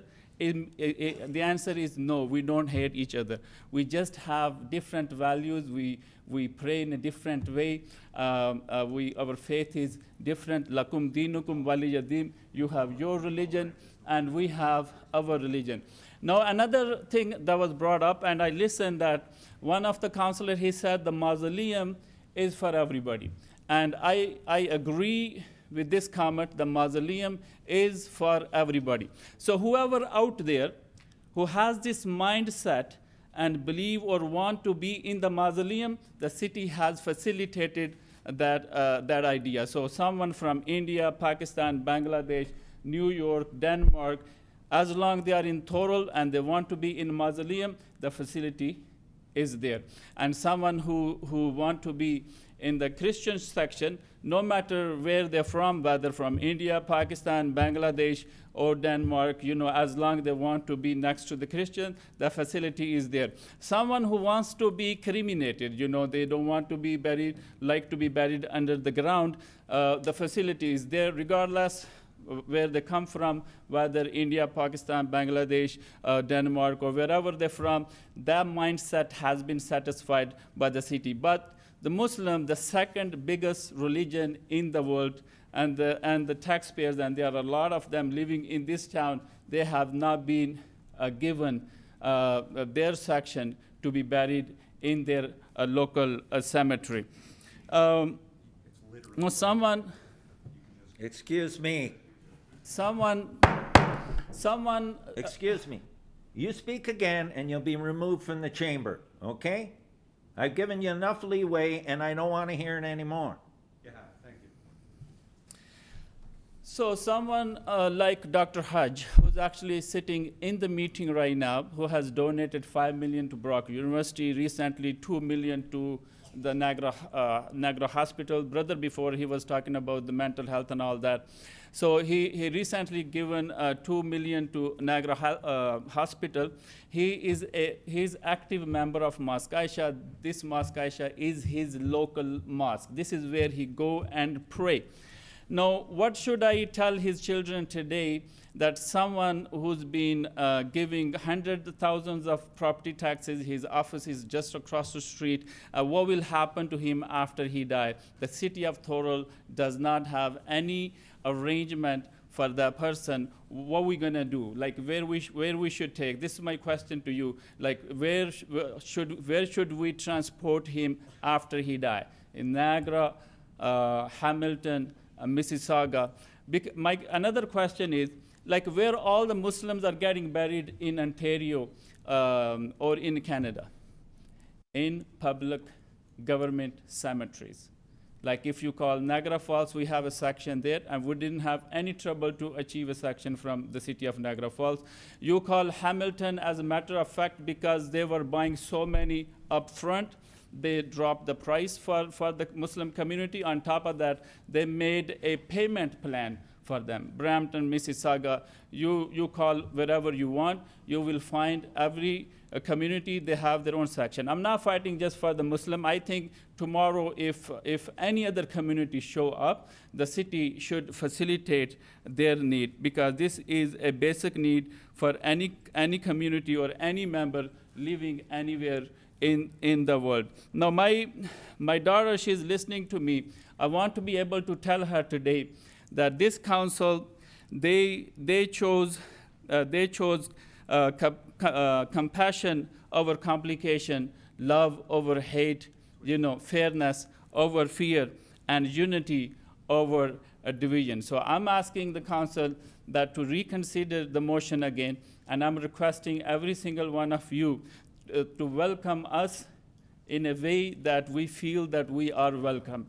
And I'm asking every one of you to let us have our section so we can rest our loved ones after they die, according to our religion, according to our faith values. If anyone has any question, I'm more than happy to answer the question. Thank you, Hassan, and I'll open the floor for questions from council. Are there any questions from council? Go ahead, Councillor Hanley. Thank you, Mr. Mayor. I don't know if I heard the Amman rate. The Amman, did you mention that the city of Thorold Cemetery is already segregated? We already have specific sections for different religions? Is because I just want to clarify something. The city of Thorold, we do not have any Catholic-only sections. Even with the mausoleum, you had mentioned something with the mausoleum. The mausoleum isn't only for Thorold residents, it's for any residents. You don't have to be a Catholic. You can be Jewish, whatever faith, atheist, whatever you have. The city of Thorold has no segregated areas in the cemetery at this time. And you mentioned you wish to have a segregated area yourself. Is that my intention here? Is that what your goal is? Go ahead. Thank you, Mr. Mayor. I clearly explained that we are not asking for segregation. We are asking for a facilitation. We are asking for a council to facilitate a community that has different faith, different value. We face towards a different direction. We bury our people in a different way.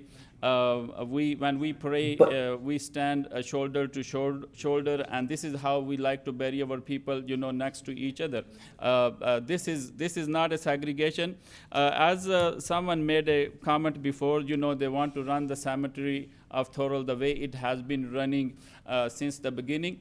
The way this cemetery has been running, the cemetery or the city of Thorold has never said no to their local resident until recently.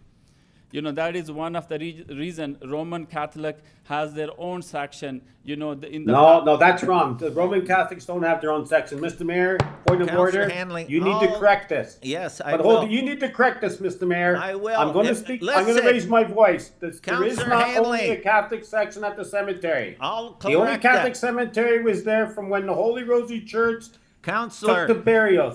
Counselor Correct, Hanley. Mr. Mayor. You need to correct the facts. Well, how can I correct the fact when you haven't stopped talking?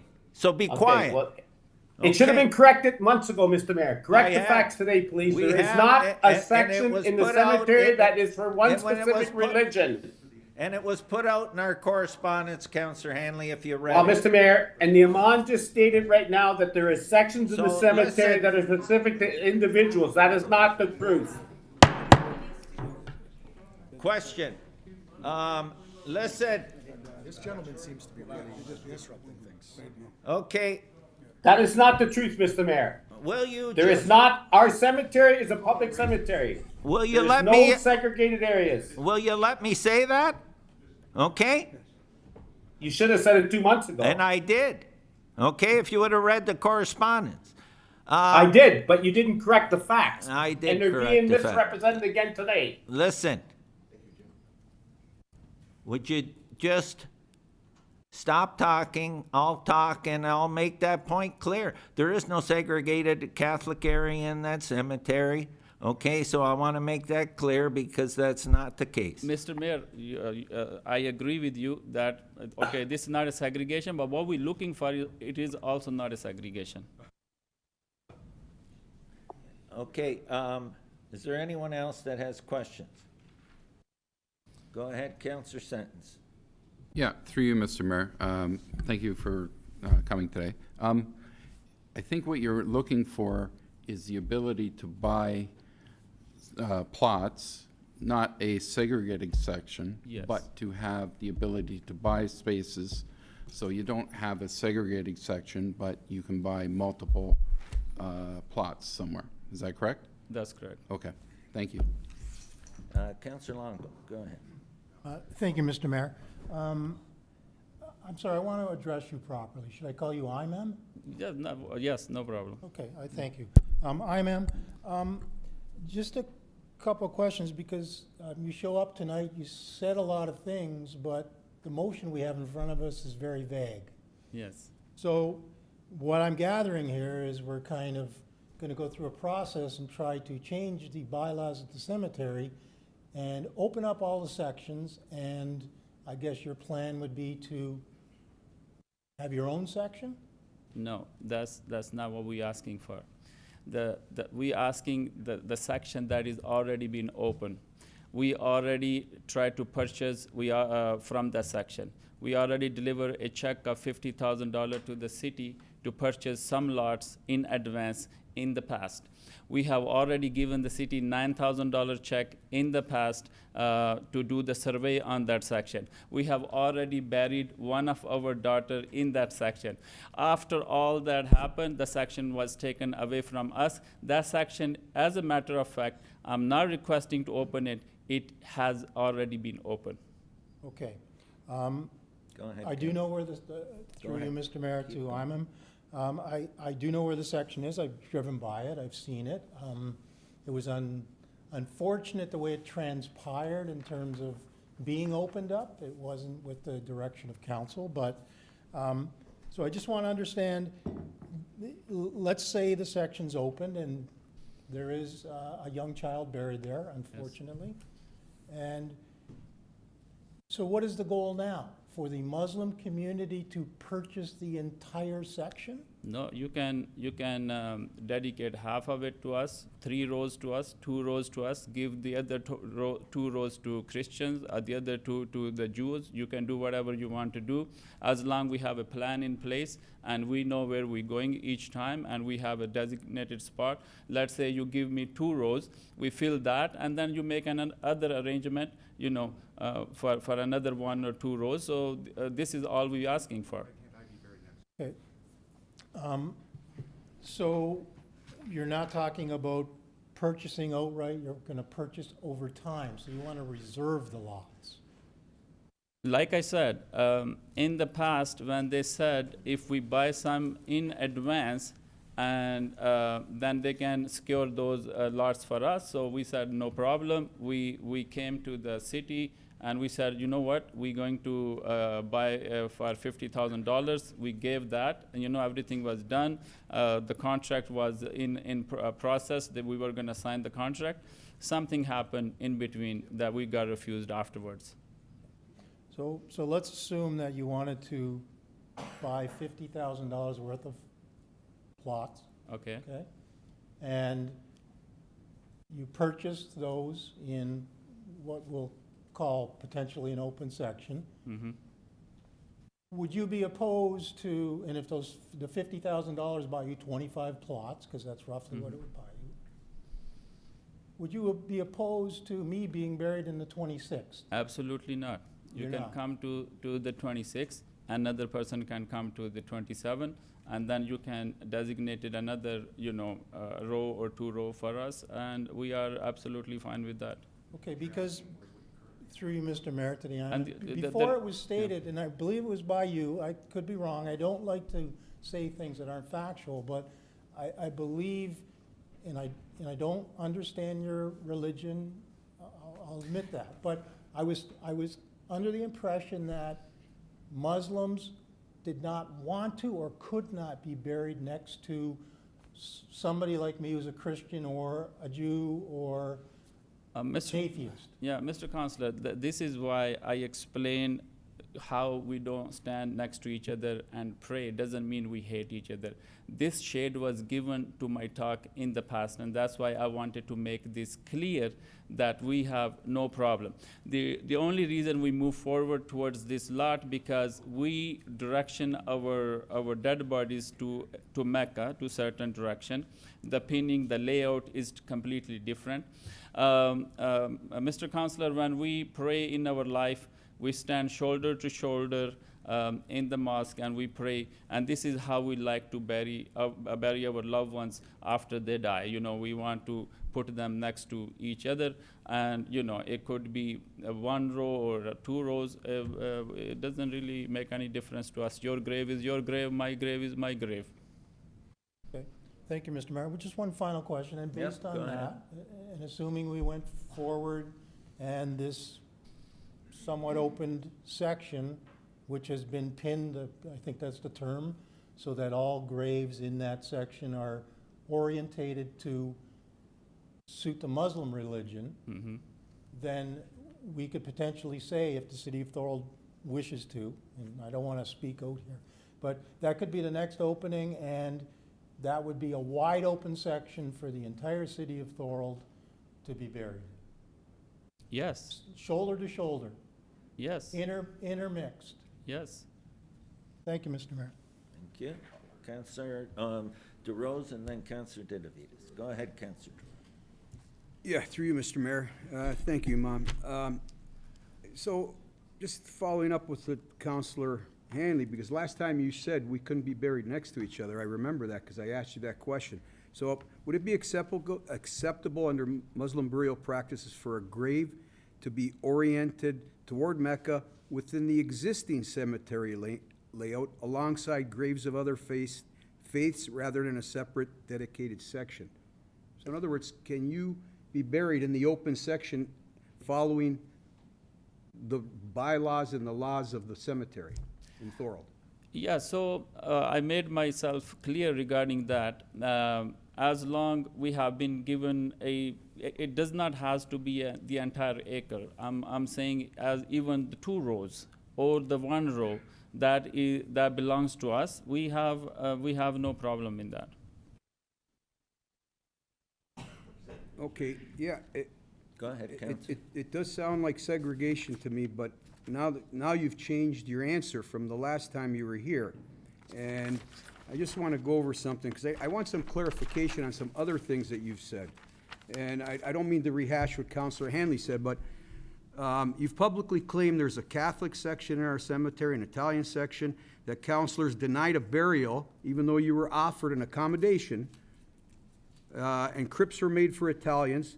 For the public record, can you show documentation, evidence of any of these claims? because according to municipal records, these claims are not accurate. But they were in all the newspapers across Canada, CBC. So if you can explain that, I'd be really happy. Thank you. Mr. Counselor, let me explain again the segregation. You keep bringing the words, but we're not asking for segregation when we will be buying the lots from the city of the Thorold. The workers of the city will be digging the grave. The workers of the city of Thorold will be removing the snow and cutting the grass. How this can be a segregation to begin with? This is not a segregation. I mean, any family member of 10, 15 can go ahead and reserve 15 spots without any trouble. And this is allowed within the bylaws. And the only thing I know that, you know, the Roman Catholic, I've been to the cemetery, the Roman Catholic, they've been buried in a different section. That's the only part I know. The rest I don't. True. No, and I'll verify that that's not the case. There might be a lot of Catholics in one area, but it's not dedicated to Catholics. Okay, So I want that to be clear so that everybody knows that. Thank you, Mr. Mayor. All these other things you said, why did you say them when you know they're not true? What did I say?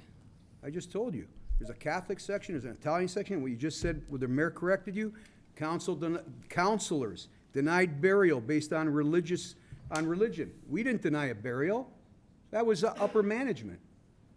So these things have to be corrected, but they never were. Okay. They never were corrected. They were falsehoods. After we were promised to bring our young daughters to the cemetery, after the plan was given, the timing was given, after the grave was in process to be dug, you know, something must have happened that we were not allowed to bring to that particular grave, you know.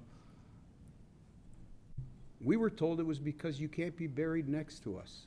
That's what the information I received from. Okay.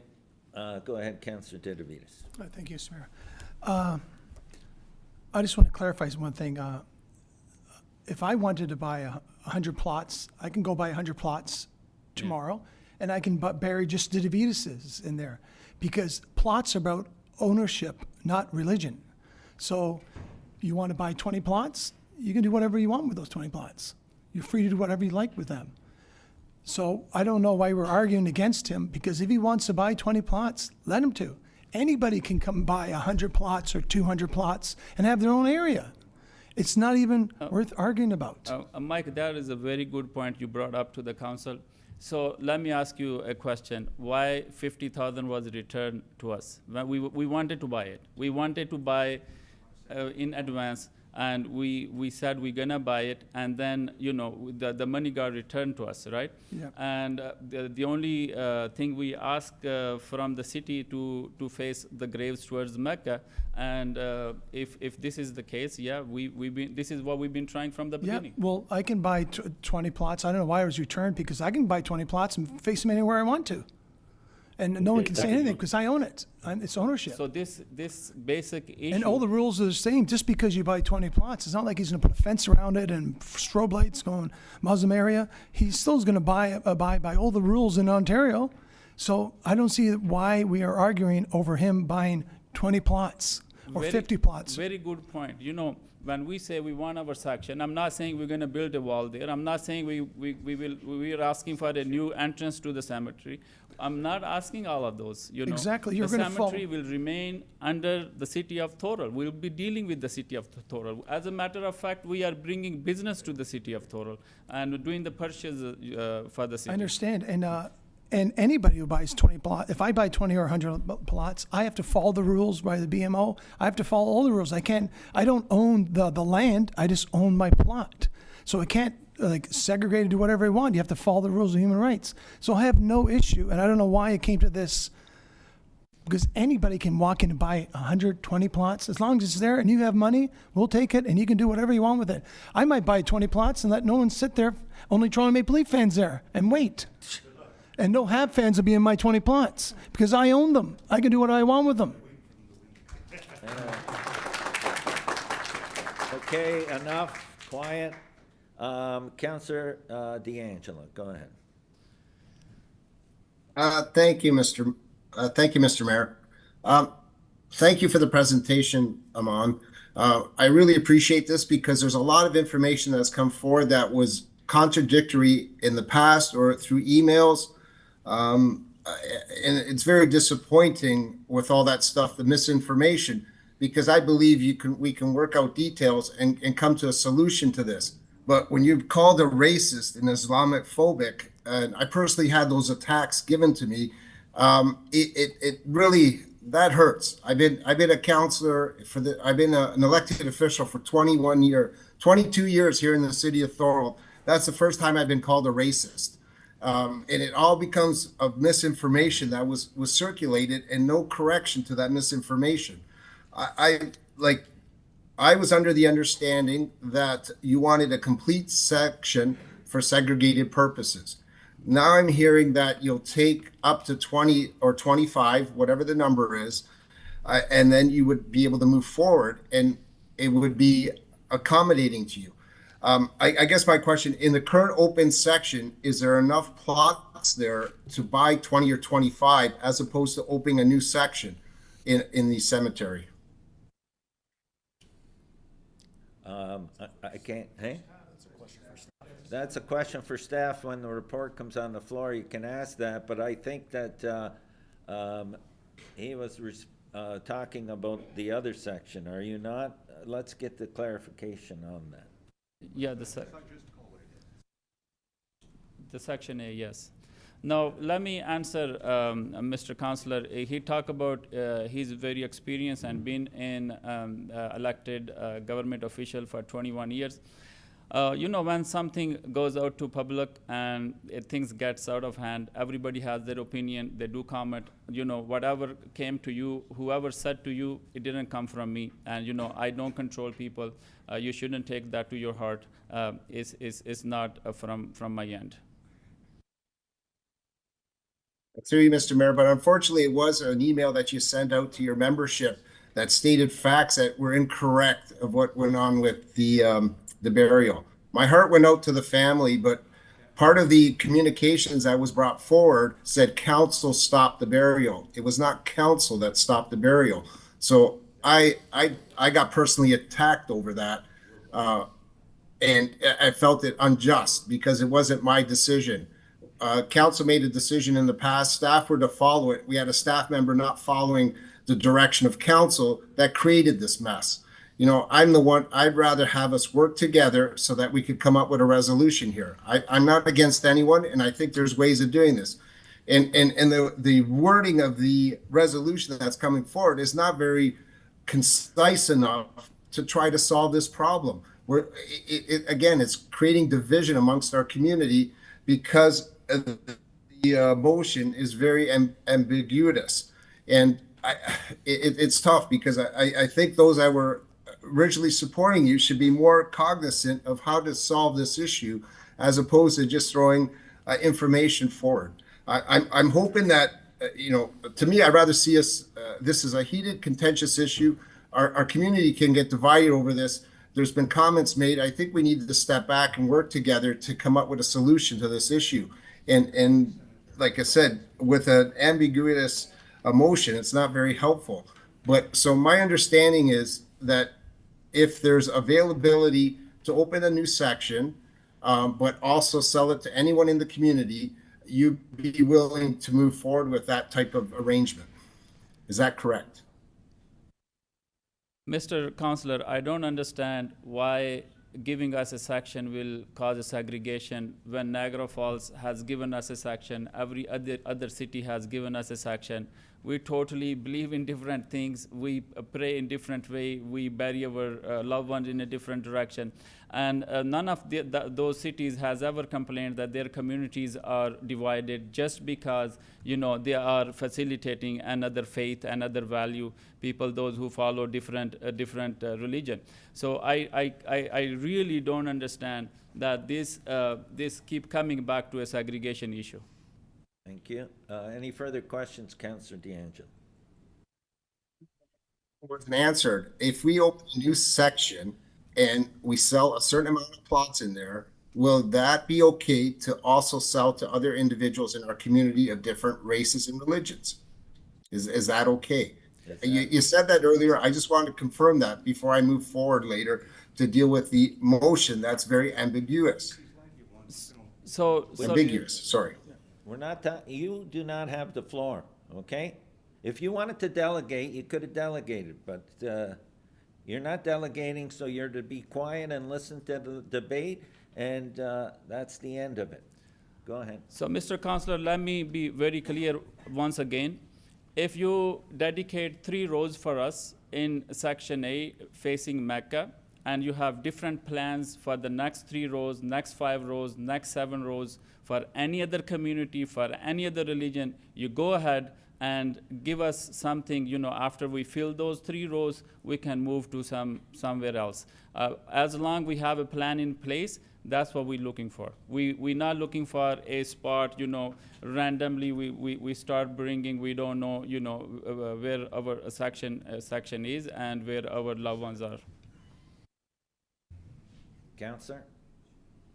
Okay, so to me, that sounds like you don't want segregation, which is moving the issue forward and trying to come up with a resolution. So I applaud you for that, and that's good information that I never had prior to you coming forward and speaking tonight. So I thank you very much. No problem. Thank you, Councillor. Counselor Hanley?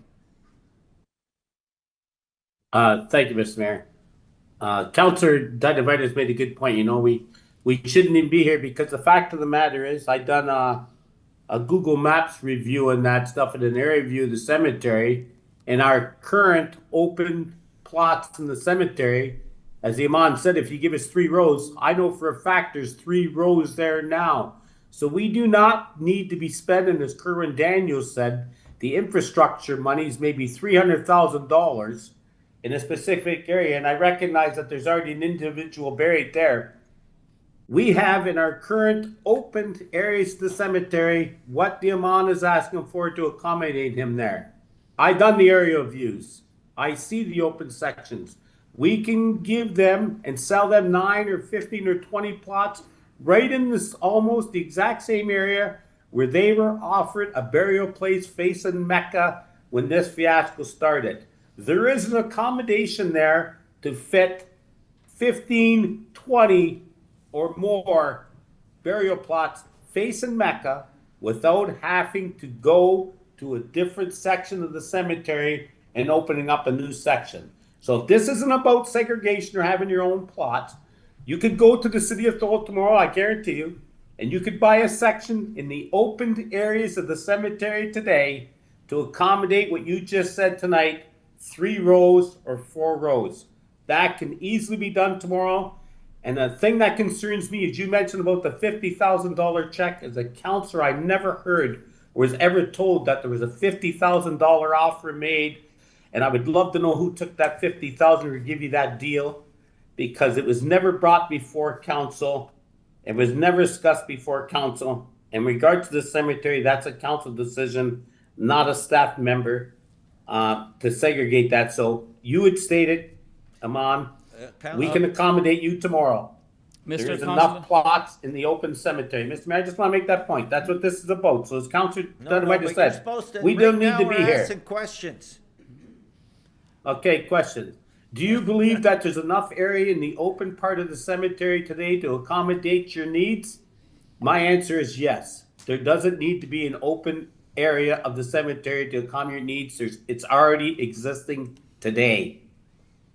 There's a couple hundred plots there right now, and you only want 9 or 10. So we don't need to open up a new area. We don't need to be changing this bylaw. Just keep going the way it was, because what he's asking for is presently available at the cemetery today, Mr. Mayor. Thank you. So you were right. We shouldn't be discussing this. It's a dead subject. What he just stated himself, we can accommodate you're supposed that. to ask questions of the presenter. I'm not here to listen to you go on and on with no question. Okay, well, I'm going to tell you something, Mr. Mayor. Sorry to excuse me, but I'm not the only one that made comments tonight without answering or presenting questions. Other councilors made comments too. You can make comment when the motion comes on the floor.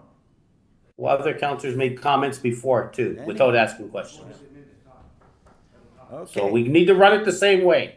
And I have been. Thank you. Is there anyone else? Question only.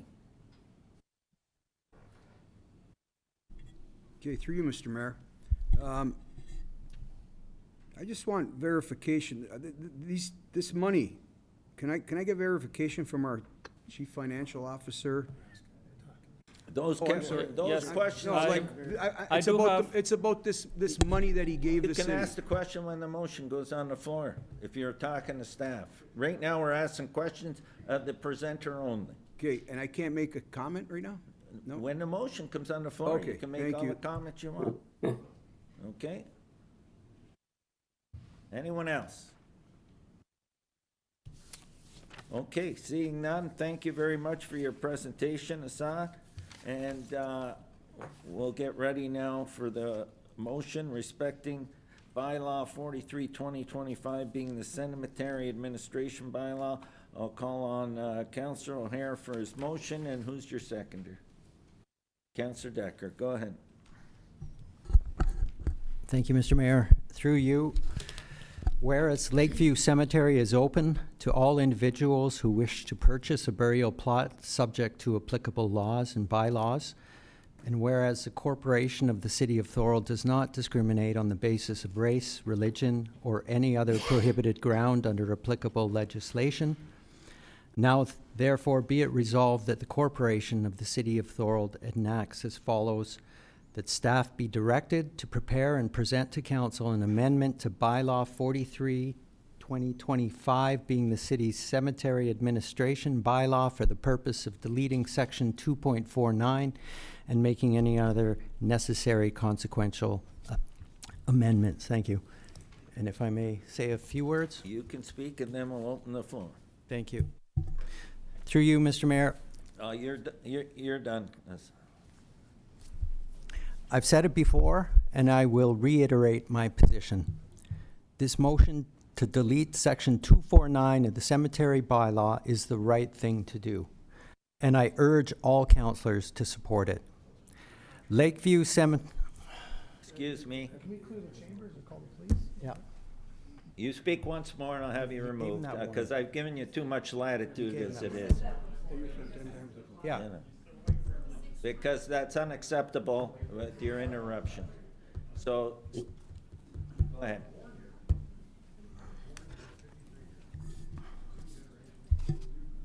Go ahead, Counselor.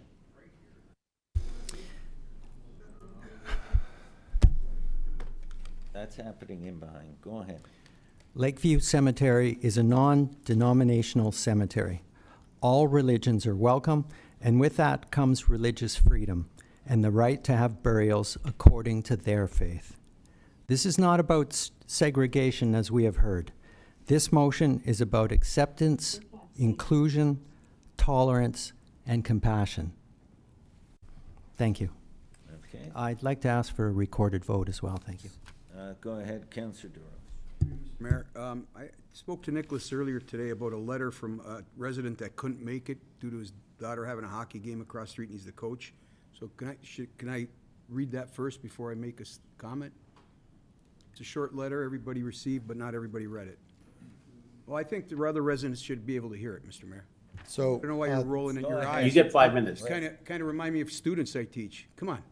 Roll in your eyes, Mr. Mayor? No, I'm not rolling my, I'm asking for the clerk to, because usually that's submitted in the package. Well, That's why. I passed it by Nicholas earlier. through you, today. Mr. Mayor, Councillor O'Hare, Councillor DeRose did ask, and they're his comments. He's not, Okay. it's not being presented as a delegation that didn't make the That's cutoff date. fine then. And it's part, yeah, go ahead, Councillor. Okay, good evening, members of council. I'm writing as a Thorold resident and taxpayer regarding the proposed amendment of bylaw 43/2025, specifically the removal of section 249 is brought forward by Councilor O'Hare. My understanding is that section 249 exists to prevent the city from opening and developing new areas of the cemetery before the currently open sections are sold out. The purpose of this is straightforward. It helps control costs, manage infrastructure responsibly, and avoid unnecessary expansion that taxpayers must fund. Removing this section effectively gives the city flexibility to open new cemetery areas earlier, but that flexibility comes with real financial consequences. Based on a comparable cemetery expansions, opening a new section can cost in the range of $250,000 to $300,000, regardless of how many plots are created. These costs are not about the plots themselves, but about the required infrastructure and preparation, including road access and upgrades, drainage and grading to meet modern standards, electrical servicing and irrigation, surveying, planning and layout, ongoing operations and maintenance. These are upfront costs that must be paid before a single plot is sold. Property taxes have already increased significantly, and many residents are struggling to absorb further increases, even incremental ones. This is another example of a cost that over time adds to the overall tax burden. My concern is not about access to the cemetery. Lakeview Cemetery is already open to all residents under existing bylaws. My concern is about scope, timing, and financial responsibility, and whether removing Section 2.49 weakens an important cost control mechanism without a clear financial plan. Once new areas are open, the city assumes long-term maintenance obligations that cannot be undone. Decisions like this deserve careful consideration, transparency around costs, and a clear explanation of how and when taxpayers are expected to fund them. Thanks, Kieran Daniels, Vice Chair of Committee Adjustments, former Chair Active Parks, Trail and Recreation Advisory Committee. I just wanted to share that because there is a cost. No one's talked about the financial, because I think a couple councilors on TV mentioned it. And I just want to say, I want to be clear about my position. This is not about targeting any one group. This is about protecting the long-standing principle that municipal cemeteries are public, neutral spaces governed by uniform rules for all residents. Lakeview Cemetery has always operated on a simple standard. Individuals and families choose plots based on availability, not on religious or identity-based separation. Changing that framework opens the door to other requests for their own area. Once council begins designating or accommodating separate sections based on religious or cultural criteria, we create a precedent that becomes extremely difficult to manage fairly or consistently. Other groups could reasonably request similar treatment, placing council in a position of deciding which identities qualify and which do not. That is not the role of municipal government. Our responsibility is to maintain equal access, equal treatment, and operational consistency in public services. The cemetery is not a private facility. It is a municipally owned and taxpayer funded. Public infrastructure should not be segmented along religious or ideological lines. For these reasons, I do not support altering the existing bylaw framework. I believe maintaining a neutral, uniform cemetery policy is the most responsible, fair, and sustainable approach for Thorold residents. Thank you. Thank you. Thank you, Council. Councilor Sentence. Yeah, thank you, Mr. Mayor. If I could ask, it's on the floor, right? I can ask staff. How many burials did we have last year? Do you know, Jeff? Offhand? I believe it was less than 20. I don't know, but so I'll go with the business case first, because I got a lot of respect for Kieran. I understand what he's saying. Less and less, you can talk to Danny Hain, you can go to Bockenfusel Funeral Home, less and less people are being buried. We're trying to make our cemetery neutral, net neutral. That is our goal. Not make money, but not lose money. The Muslim community buries their people, and I don't mean to put it to a business case. I apologize if it sounds like, but if we're going to go the business case, we need the business because we haven't had the burials. People are getting cremated, they're going a different way. So I would say from a business point of view, this would be a smart move. Now I'm going to go to the other reasons that have been said and not said. This isn't a separate section.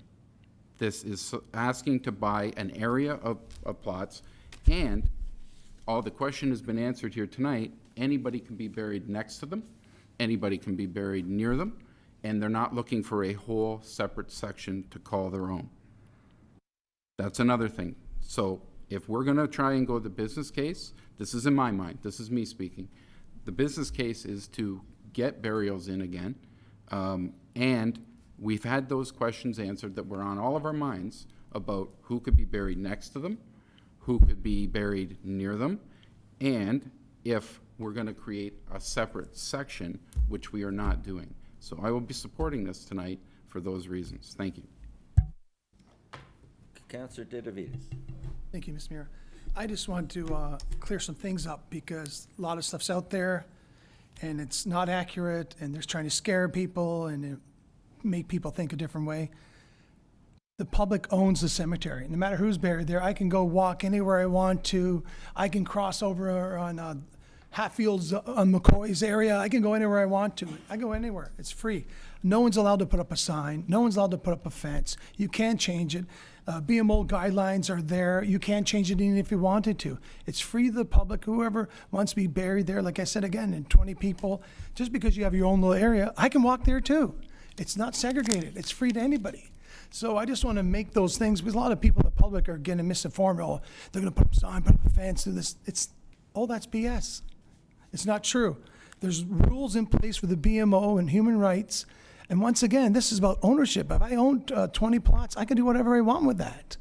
And just because you own it, I can still walk over there and walk right by you because you don't own the land. So I'm going to support this because I think it's a lot of fear for no reason. They're not going to change anything. There's rules from Ontario, human rights rules in there. So I'm totally going to support this. Thank you. Okay, please. Councillor Hanley, go ahead. Thank you, Mr. Mayor. A lot of great points there. Councillor Sutton said about the business aspect of it. And where it was mentioned through Curran Daniels in regards to, the expenditures, maybe $200,000, $300,000 for infrastructure. The amount admitted, he can be buried. I'm looking at an aerial view right now of the cemetery, Lakeview Cemetery. And where current headstones and where the current burial areas of the open section of the cemetery, there is more than enough area to accommodate what the Amman is asking for tonight, without having to go to the section where the previous burial was made some time ago, a substantial distance away from where the current opened portion of the cemetery is. So as mentioned, Councillor Ditavides says he's right. You know what? We shouldn't be spending all this time in here. We shouldn't be here. We don't need to be discussing it. Guess what? The Amman can go tomorrow and buy 50 plots facing Mecca in open sections of the cemetery. I can see right now on Google Maps that is there today to be available. They don't need to be on the far northern part of the cemetery. There's 11 sections in the cemetery, what I can see right now tonight. It seems to be when you come in off the Town Line Road, 4 of them appear to be opened at this time with a significant amount of area there available to accommodate the Amman, as he said, without spending $200,000, $300,000 in infrastructure. So we shouldn't even be here. It shouldn't be a discussion because the availability's always been there. So why are we here? That's the thing. Why are we here? He could have went and bought 50 plots, 100 plots, right next to the Catholics and the Protestants and everybody else there. There's enough area there right now so that they can be facing Mecca. We do not have to go to another part of the cemetery and open it up so that they can accommodate their religion beliefs shoulder to shoulder, so on and so forth. We have the availability right now. So striking that 42.49 from the bylaw, why are we even doing it? Why are we even here? It's true. Everything that they're asking for is already there. Go to the cemetery tomorrow, get your $50,000 worth of your plots. There's plenty of them there in the open sections of the cemetery that are there today, and we do not need to address this any further. It's a done deal. Thank you, Councillor. So I say that, my last statement. So when you say that you want to go to the far north of the cemetery where the individual was buried previously, that's segregation. Because the opportunity to buy your 50 lots is open to you to go there tomorrow and do it in the same area where there's Catholics, Protestants, atheists, Christians, or whatever buried. The opportunity exists today. So this is a mute to me pulling it out. Thank you, Councillor. It's that's what I got to say. It's like Councillor Ditavides says, why are we even here discussing this? It could have been resolved a long time ago. All someone had to do was agree to be buried in an area so that they're facing Mecca, which we can accommodate to them today, tomorrow, and for the next 10 years without having their own section. He's mentioned several times he wants his own section. So to me, no matter way I look at it, it's segregating our cemetery. Get buried next to me, I got no problem with it. There's 20 plots there available for you to go tomorrow and buy them. That's all I have to say. Thank you, Councillor. Okay, please, go ahead, Councillor Decker. Thank you through you, Mr. Mayor. I will continue to support the change in this motion. I supported the original. I did not support the original motion. I felt that it was wrong how it read. I appreciate the Amon coming this evening and speaking to everyone. It was an unfortunate incident what happened, and I will be supporting Councillor O'Hare's motion this evening to delete section 249 in the bylaw. Please, Councillor Longo, and then I'll go to Councillor D'Angelo. Go ahead, Councillor. Thank you, Mr. Mayor. Learned a lot tonight, but I can't support this motion. And the reason being is there's not enough detail here. Next week, as you know, we're going into budget. We're going to sit here and we're going to start trying to chop $1,500 here and $1,500 there, yet we have no idea what this is going to cost to potentially open up a new section or bring a road out there. Now, I'm not going to put any pressure on staff because they probably don't know, but we have a member of the public that says it's going to cost $200,000, $300,000 to service a new section. We've sold 20 plots last year, maybe. That's really bad business. Really, really bad business.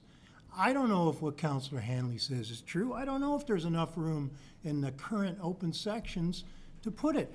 And we don't have the opportunity based on this motion. This motion is to give city staff the ability to open up the entire cemetery. At what cost? Can anybody answer that for me? CAO, can you tell me what it's going to cost us? No, you can't. Nobody can. This is not, and Councillor DeVitis, I respect you. You always talk about business. How can this be a smart business decision? We're not excluding anybody based on what was said tonight. We're going to be inclusive. We're going to be allowed to be buried shoulder to shoulder, but this motion doesn't give us the ability to do our job properly. And properly means having a staff report, having them come back with all the details so we can examine it, we can get answers to questions, and we can make the right decision. Not a decision based on public pressure, not a decision based on wording in here that says the city of Thorold does not discriminate on the basis of race or religion. So if I don't support this, I'm a discriminatory person. That's wrong. The wording in this motion is wrong. What the motion's trying to do is wrong, in my opinion, respectfully, Councillor O'Hare. We need to do this properly. We don't need to rush into this. We will get it done.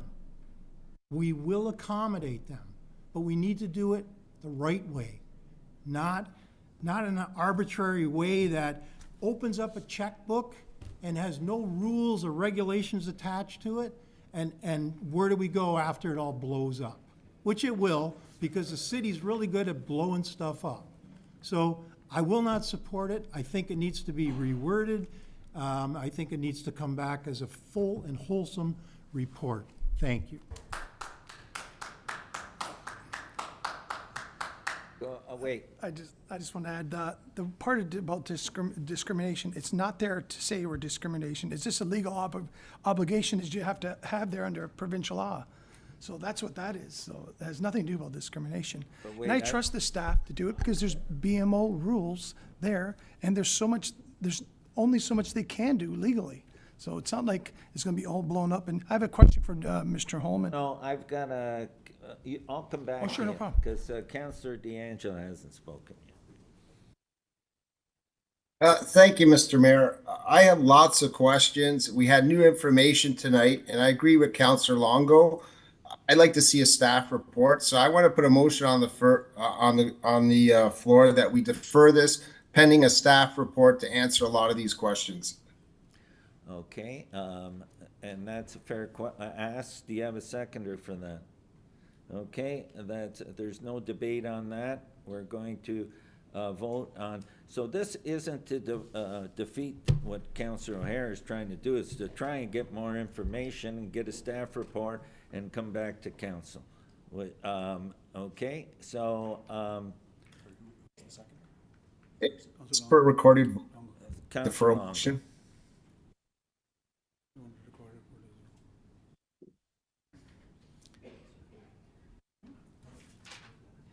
Go ahead.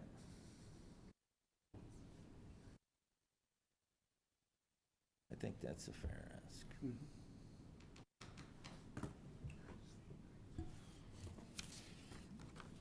Okay, through you, Mr. Mayor, so the motion moved by Councillor D'Angela, seconded by Councillor Longo, is to defer the current motion on the floor in order to pair that with a staff report, at which point the current motion on the floor would come back for council consideration. Is that Clarity on correct? a lot of the questions asked will come in the staff report.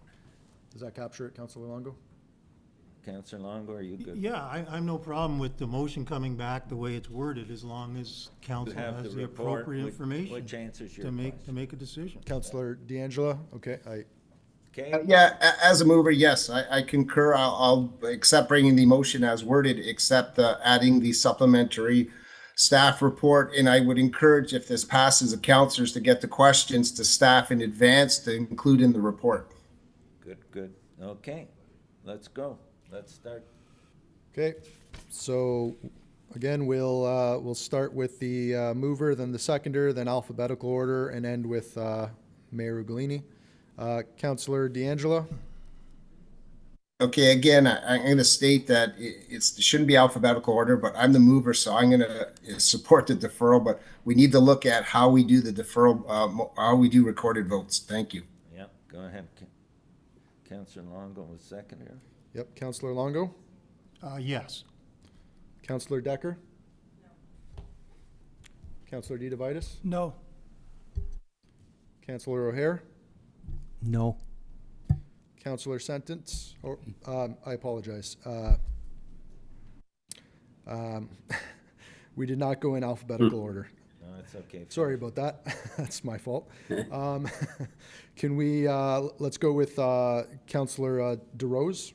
Okay, give me my options again, I'm sorry. I don't know which So, one. so you're, the Yes motion to- on the floor yes is to defer. Thank you. Yes. So that's a yes? Yes. Okay. We'll go with Councillor Handley. Yes. Okay, and Councillor Sentence. No. Okay, so we're ending with Mayor Ugolini. Yes. Okay, so that that motion carries 5-4. So through you, Mr. Mayor, the motion as worded will come back for consideration. I want everyone to with a understand, the staff motion will report. come back with the staff report to answer some of the concerns that were asked and to get clarification, which is exactly what will happen, okay? So the motion isn't defeated or anything, it's just to get more information. There were some good questions. We can get staff to come back and answer questions around the sectors and what's going on with that sector regarding, the one where the infant's buried and the whole ball of wax. Okay, we're done with that. We now move on to the rest of our agenda.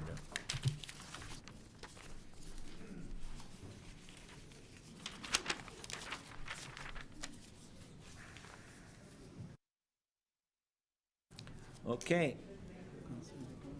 Items for consent. Can I get a mover and a seconder for the consent items? And then I know there's some we want to have a discussion on, but let's get a mover and a seconder for the consent items. I got Councillor Sentence and Councillor Longo. And we have 11-1, 11-2, 11-3, 11-4, 11-5, 11-6, and I know already, I was talking that Councillor O'Hare wants to pull 11-2, and Councillor Longo, you wanted to pull 11-5, am I correct? Correct. Is there any other ones that we want pulled? 11-6, okay. Okay, Mr. Mayor, I lost connection. Is 11-5, Mr. Mayor? 11-5's been pulled Is by 11-5 Councillor- been pulled? I lost connection for a second. Yes, Councillor Longo pulled that, Councillor. Thank you. Yeah, okay. Thank you. Thank you. So, we got 11-1, 11-3, and 11-4. I had a mover and a seconder. All those in favor? Opposed? That is carried. Okay, and now we're going to 11, and we'll keep the same mover and seconder for all of these. Go ahead, Councillor O'Hare, on support to call action for justice and protection of children. Thank you, Mr. Mayor. Through you, I pulled this report from our correspondence because it's so important. We all read about the horrible stories about children who have suffered abuse. And it's a responsibility of civic leaders to do all we can to prevent these tragedies. Our voice through council can be used to push for changes that can help protect our children. So I'm hoping everyone will approve this and support it. Thanks. Okay, is there anyone, any further discussion on this particular motion? Seeing none, all those in favor? Opposed, that's carried. 11-5, Councillor Longo, and then I know Councillor D'Angelo also wants to speak to this, and I'll start with you, Councillor Longo. Thank you, Mr. Mayor. I'll just be brief here. The reason I wanted to bring it up to see if there were any questions from the rest of the council.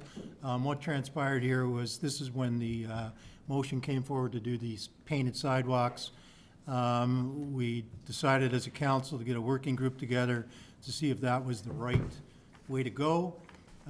We had a good working group. We had members of the Legion, members of the Corps, city staff. Mr. Holman was there. We came up with what we think is a good solution. The consensus was that everybody in the group, it was unanimous, thought that this was a better alternative than painting crosswalks. So we're going to start with 2 benches, basically that have they're die cut, they're powder coated, and they have logos that'll be approved by the Legion and Corps members so that we're on board with them. And the first 2 will be placed at the entranceway of the Battle of Beaver Dams Park. And it's to coincide with construction that we're going to be doing on Claremont and the Claremont area there. Excellent. Claremont Sullivan. So if there's any questions, I'd be happy to answer them, but I'll give the floor to Councilor. I'm going to let Councilor D'Angelo, because he's involved in that, make some comments as well. For sure, thank you. Go ahead, Councilor. Thank you, Mr. Mayor. Again, I don't want to reiterate what Councillor Longo has stated, but I was opposed to the crosswalks only because I don't think they were a nice permanent solution of honoring our veterans. We've had one of the best committees you could sit on, very collaborative, working together. So we're pretty excited with the plan coming forward. It's going to take a bit of time, but because we're not just following what everyone else is doing, we're going to actually have a better product at the end of the day that'll really demonstrate our commitment towards honoring our veterans in a very fashionable way. I just want to take this one moment, and I don't know if you can see my camera. There's a picture of the crosswalk that was put in St. Catharines, I would assume in September, October. That picture was taken January 6th, showing how it had degraded by that point in time. And we haven't even hit the snowstorms of the current year of January. So I would like to see what that looks like in the springtime. So we wanted to make sure we get value for our money and honoring our veterans in a very honorable way, something that's going to last long.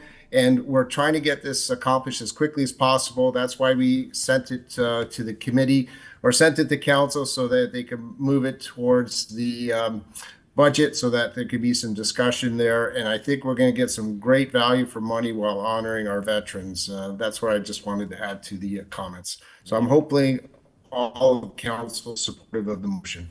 Thank you, Councillor D'Angelo. Go ahead, Councillor Sent.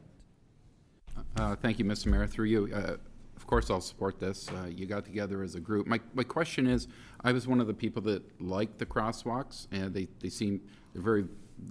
make you think when you see them and you come to them and you drive near them or walk over them. Were they opposed to the sidewalks, or was it just Councillor Longo or Councillor D'Angelo? Because my conversations were they liked the idea, but did they think that they no longer want to do sidewalks in the future? That's all. I can ask Councillor Longo and Sure. Were opposed to it. Again, they work with their Legion members. Not everyone's in favor of it. Not everyone's opposed to it. But we were trying to come up with the best solution. And also we looked at the Battle of Beaver Dams Park. That was a really good discussion so that we have the highest impact of making sure individuals would see these park benches, because that was the whole intent, is to give public awareness to supporting our veterans in a fashionable way that's long lasting. So that was a real good discussion that we had regarding that. And with the park being utilized for the market, for all the other events, that's why we're trying to target the entrance of the park and then looking at other options within the park. And it's also used for Decoration Day, as we do march through that park, honoring those that have fought in the wars and all the veterans service at the time. So we just wanted to highlight that. Hopefully that answers your question. Yeah, all good. Thank you. Councillor Decker, go ahead.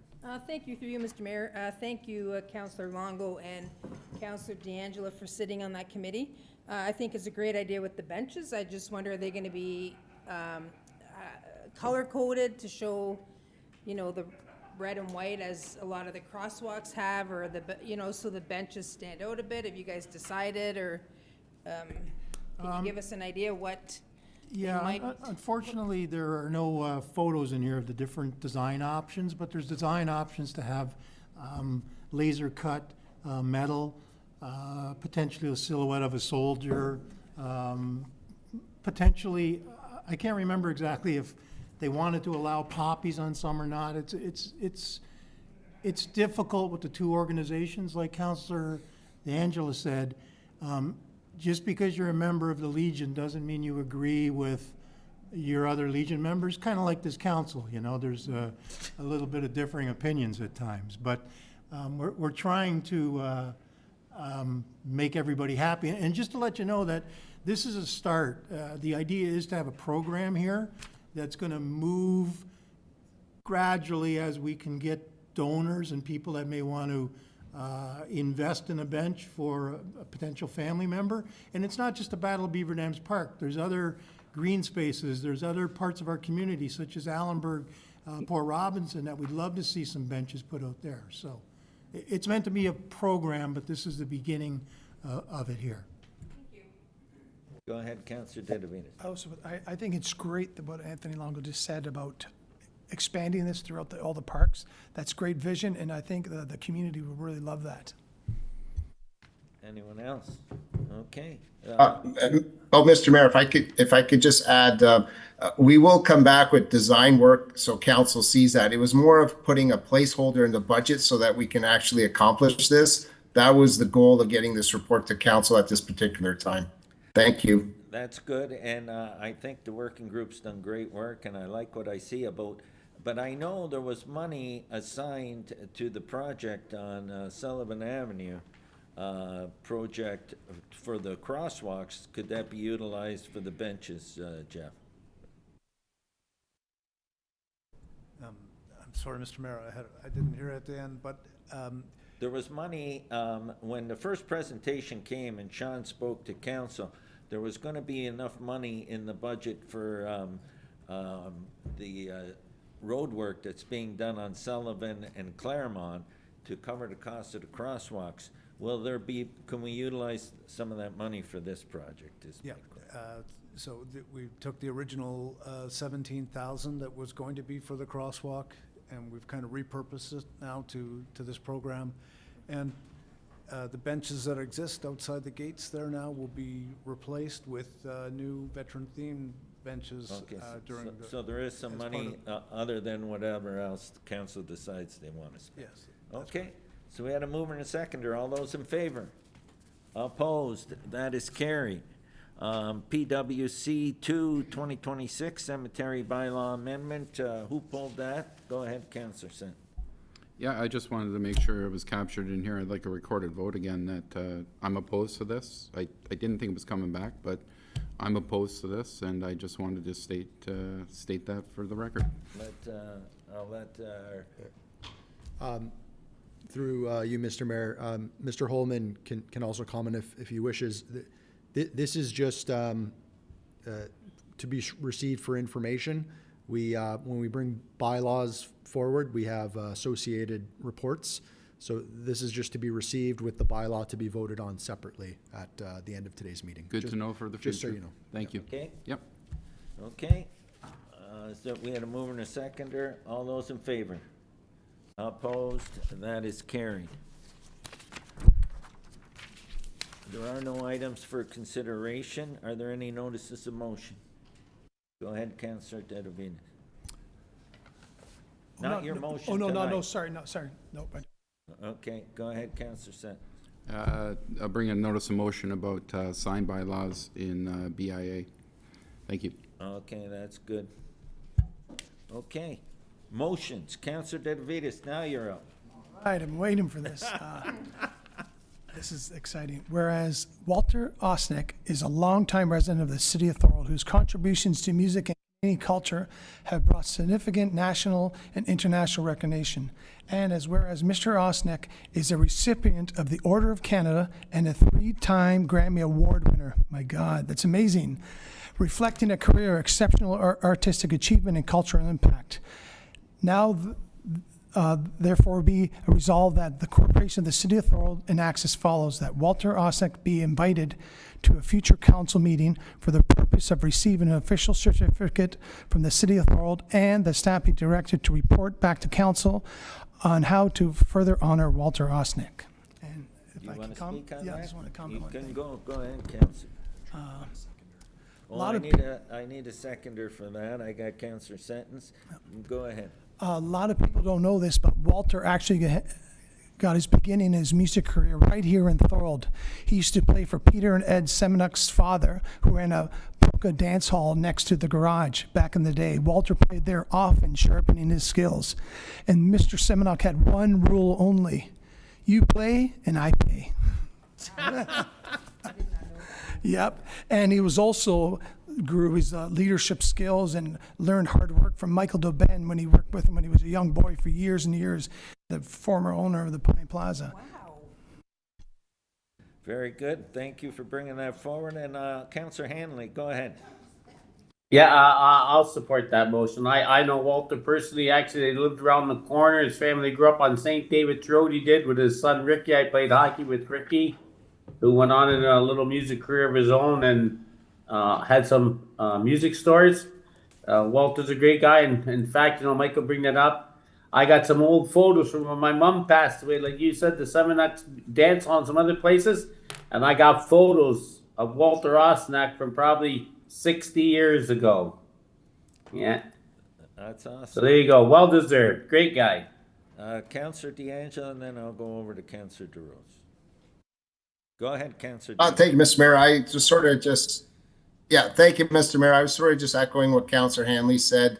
The recognition that he lived in Thorold and in the area he lived in. So if staff could take that into consideration when they're looking at methods of honoring Walter Osnick, that would be good. Thank you.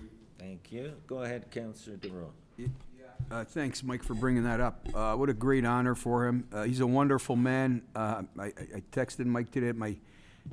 Today's the day that my dad passed 14 years ago, and he was able to. My dad was a big mandolin guitar player, and he jammed with him a couple times many years ago, and he always spoke highly of Walter.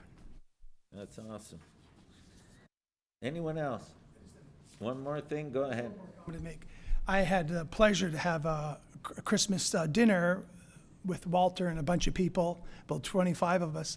And he didn't know I was on the council, and he stood up. You know what? I'll give it all away, trade it all in to be honored by the city of Thorold. That's how much that means to me. Then someone said, "You got a counselor right here," and this is how I became here. Yeah. Well, Oh, he is so happy to be honored. And I think it's a great, it's long overdue. Okay, thank you for bringing that forward. Can I, did I get a mover and a seconder? Okay, all those in favor? Opposed? That is carried. Statement by councilors. Councilor Decker. Thank you. Through you, Mr. Mayor. Nominations are now open for the Runway of Recognition. You can visit the website through via Google to thoroldrunway@gmail.com. You can get your applications through the website, and you can vote for your Athlete of the Year, male or female. And then the wall has the builder, athlete, or team. This year's banquet's going to take place on Monday, June the 15th at Ovation Banquet Hall in Port Robinson, which used to be the old club Castor Pignon. Tickets for adults will be $40, and tickets for kids will be $25. So hopefully we'll get a lot of, What's the date again, Ken? June the 15th. Okay. Monday, June the 15th. Thank you very much. Okay, and then down the road, I know that Tim Whalen will be here once we have Yeah, more once you information. have it, and he usually tells us. Yeah, all righty? Thank Okay. you. Councilor Ditavitas. Okay, thank you, Mr. Mayor. Family Day, Monday, February 16th. We're hosting a completely free party that's geared towards the kids. But the whole family is invited to come out and enjoy the afternoon. We'll have a DJ playing kids' favorite songs. We love to see moms and dads on the dance floor enjoying themselves. We'll have pop, juice, snacks, candy, coloring books, photo areas, and even face painting. Families are the backbone to our community, and this is a simple way for everyone to get together and have some fun. It's Monday, February 16th, 1 o'clock to 3 p.m., downtown Thorold at the Moose and Goose. Thank you very much. That's awesome. Okay, there is no closed session or business arising from closed session. We're on to bylaws. And we have Bill 4, 2026, 5, 2026, 6, 2026, and 9, 2026. Correct? That's correct, through you, Mr. Mayor. Bills 7 and 8 are already taken by the budget that was published just before the agenda for tonight's meeting was updated. Okay. Can I get a mover and a seconder for these bills? Councillor Sentence and Councillor DeRose. All those in favor? Opposed? That is carried. Okay, thank you, everybody. It was a good debate tonight, and I just want to make sure everyone knows that starting next week on Tuesday, what's the date next Tuesday? The 10th will be our first budget session, and if required, we'll be back the next night on the 11th for our second budget session. And I look forward to having a wholesome discussion on that as well. Thank you so much. Hey, Mr. Mayor, I was just with Louis and Skeeter Gazzola I today. know. They said to say hello. Well, I seen Louis. He was telling me he was going to see it because I seen him at Donnelly's, and he was picking up takeout. Said he was going to